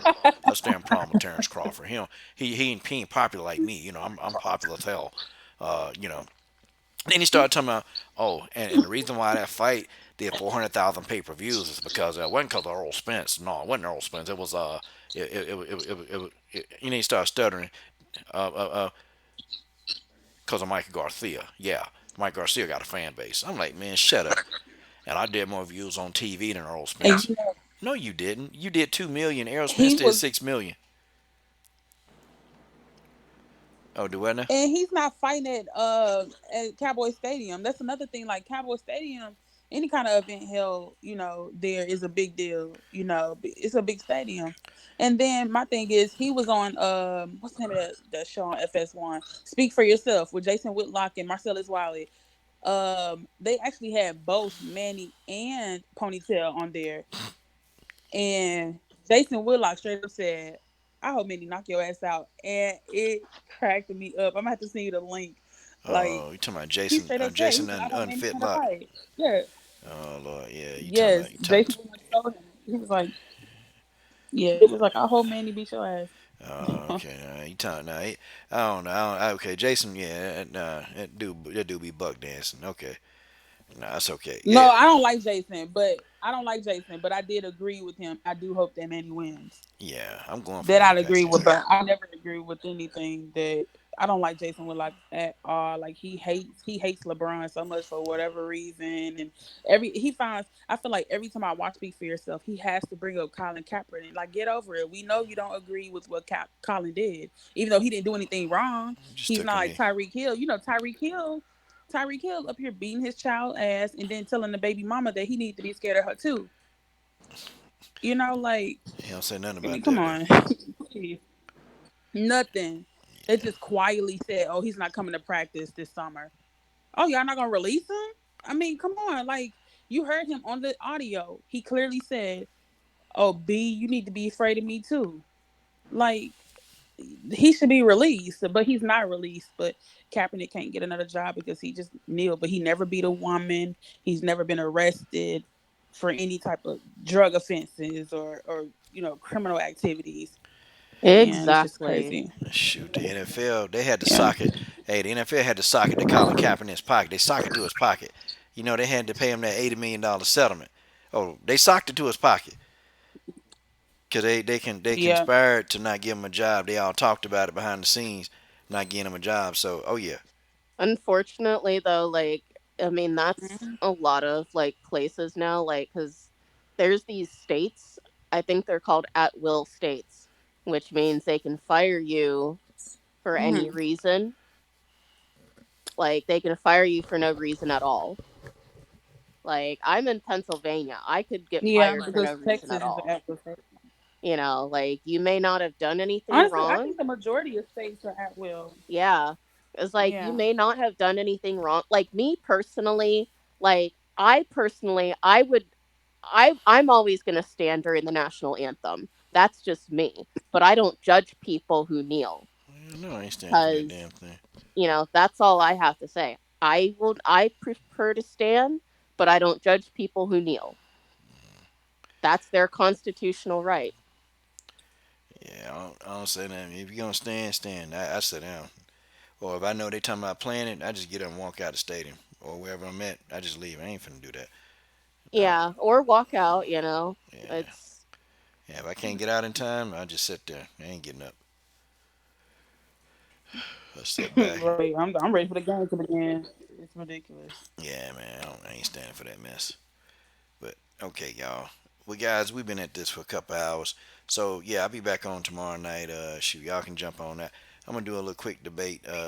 Yeah, Apollo Spade gonna come on here and try to explain to me why the LDBC is a cult. Which I got to hear this because everybody, if a black man do something, we're a cult, But everybody else can do it and they can collaborate and get together. Then they not a cult. But I don't, I shake my head because when I give these analogies, they can't never explain that. They can't never answer the question. So we'll see. We'll see where we go with this. Cause I'm entertaining it because I want to know what people definition of a cult. God no. Oh man. Okay. Well, the body snatcher Keith Thurman. You said body snatcher said what did it say? Keith Thurman is a good fighter, but he think he better than what he really is. Black man cry some more. Okay, yeah. Hey Joe Duggan, you crying right now in here with me. Okay, you crying right here with me. And guess what? Guess what's gonna happen to you? Your ass is out of there, baby. Strike, batter up. Never to be seen again. Never to be seen again. That's what you do. That's what you do to a troll that's sitting behind a keyboard, ain't washed his ass in 5 days. That's what you do to him. Stinky bastard. Go take a shower. Okay, guys. It's been a fun show. It's been a fun show. We get you guys your closing thoughts. What the heck is wrong? God, dog. Okay, hold on. Let me cut the closing thoughts music. We'll start with you, Rugby Queen. Let me see. Hold on. Body snatcher, call him a B. I used to be mean. I used to roast these guys. I really used to roast them hard. And I done fell off. Some of these dudes, I used to find them on Facebook. It crazy. Crazy as it sound. These guys, they got Facebook pages. And you see some of them, like one dude, he was trying to make fun of me. And I said, dude, boy, your teeth look like somebody took a piss on them. It like somebody peed on your teeth, and boy, your tongue look like somebody took white shit on it. And I said, God, dog. Yeah. And then this other character named Fat Boy who always trolling me. I'm like, man, Fat Boy, you got a parrot that's eating out. Like you got a parrot that's eating out of his ear. I'm like, come on, man. Come on, Fat Boy. That's unsanitary. It's unsanitary, Fat Boy. Like, they've been trolling me for years, too. Like, dang. Man, they try to tell you, well, I got all this money, I got this car. I said, man, if you got all this money and car, you'd be out enjoying that stuff instead of on YouTube trolling somebody. Right. What the hell wrong with you? There go the music. Okay, Rugby Queen, your closing thoughts. It's been fun. This is the first time in a while since I've been on the stream, so it's good to get back on here. Little update about myself. I'm changing careers. I am going back to school in August to do a 4-week phlebotomy course and get certified in that. I've been a CNA for 9 years and it's time for a career change. I don't want to be a CNA anymore. Just not enough pay, not enough respect in that job. No appreciation. It's a lot of work and we don't truly get paid or treated, what we really deserve, and it's not going to get any better, and it's just not a job I want to do anymore. So that's where I'm at right now in life. Man, this is Rugby Queen, an inspiration to everybody. Rugby Queen. And tell everybody how they can find you, Rugby Queen. You can find me on YouTube here. It's Rugby Queen. I am also on Instagram. That's Rugby Queen as well. So you can find me on there. I'm on Twitter as well. It's Rugby Guitar Girl at 87. Or at, 87. So you can find me on there. Okay, that's what it is, Rugby Queen. Brittany Miles, come on, give us your closing thoughts. Oh, closing thoughts. Yes, lovely lady. Well, I'm just really excited about MMA. This is why MMA is on top right now, because they're giving us what we want. You know, there's never any bullshit or fluff. We're getting what we want. So I'm just really excited about all the fights that are coming up in June and July. Serena is still in the French Open. Clay is not her best surface, but I'm hoping she can grind it out and get number 24 so she can tie that old wrinkle lady and then eventually get to 25. What else? Oh, and finally, closing thoughts, something random. You know, my dad is Vietnamese. I've never been to Vietnam, so finally, I'm getting a chance to go to Vietnam in June, and I'm so excited. So I'll be in HO3 for a while.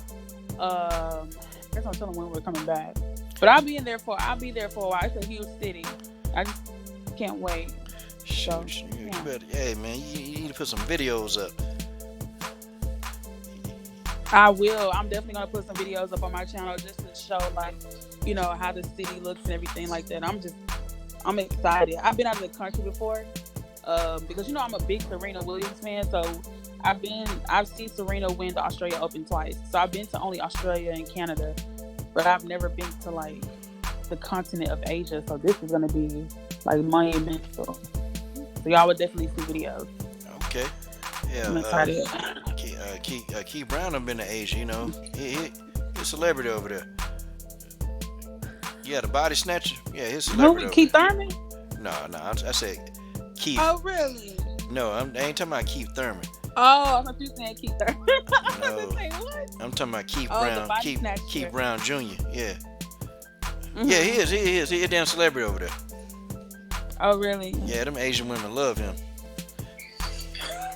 They love him to death. Well, I'm half Asian, so maybe dog. I like him. Oh, body snatcher, there you go. Boy, hey, boy, you need to be paying me. I set you up on a great date. Okay. Hey, y'all. I had mad fun with y'all today. And, yeah, I'll be back on tomorrow. If y'all, if anybody come through, y'all want to come down, y'all come on in. We can do it again. And Saturday after the fight, definitely be on, too. So, definitely can join me. All right. And we got some good fights this weekend. Tanya Evinger is going up against Lena Landsberg. Who else fighting? Hold on. This week? Yeah, this weekend. Wait a minute. Tanya Evinger, Lena Landsberg. You know, on the women's side. And then I keep up with the men sometimes, but Full Time got me on that. Duda Santana and Bay Maleka. Gustafsson and Anthony Smith. That's going to be a good fight.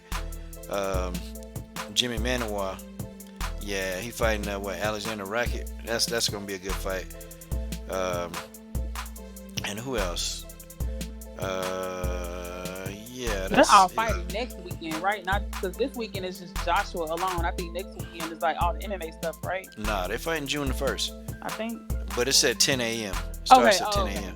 So they're gonna do it early because they know the fight's on. So that's what it is. I can't wait to see this, though. I want to see what Bay Maleki gonna do. I want to see how Tanya Evinger gonna rebound, because Tanya Evinger, she got knocked out by Cyborg, then she got choked out by Aspen Ladd, and now she fighting Lena Landsberg. This is a winnable fight for Tanya Evinger. She should win it, but you know, we'll see.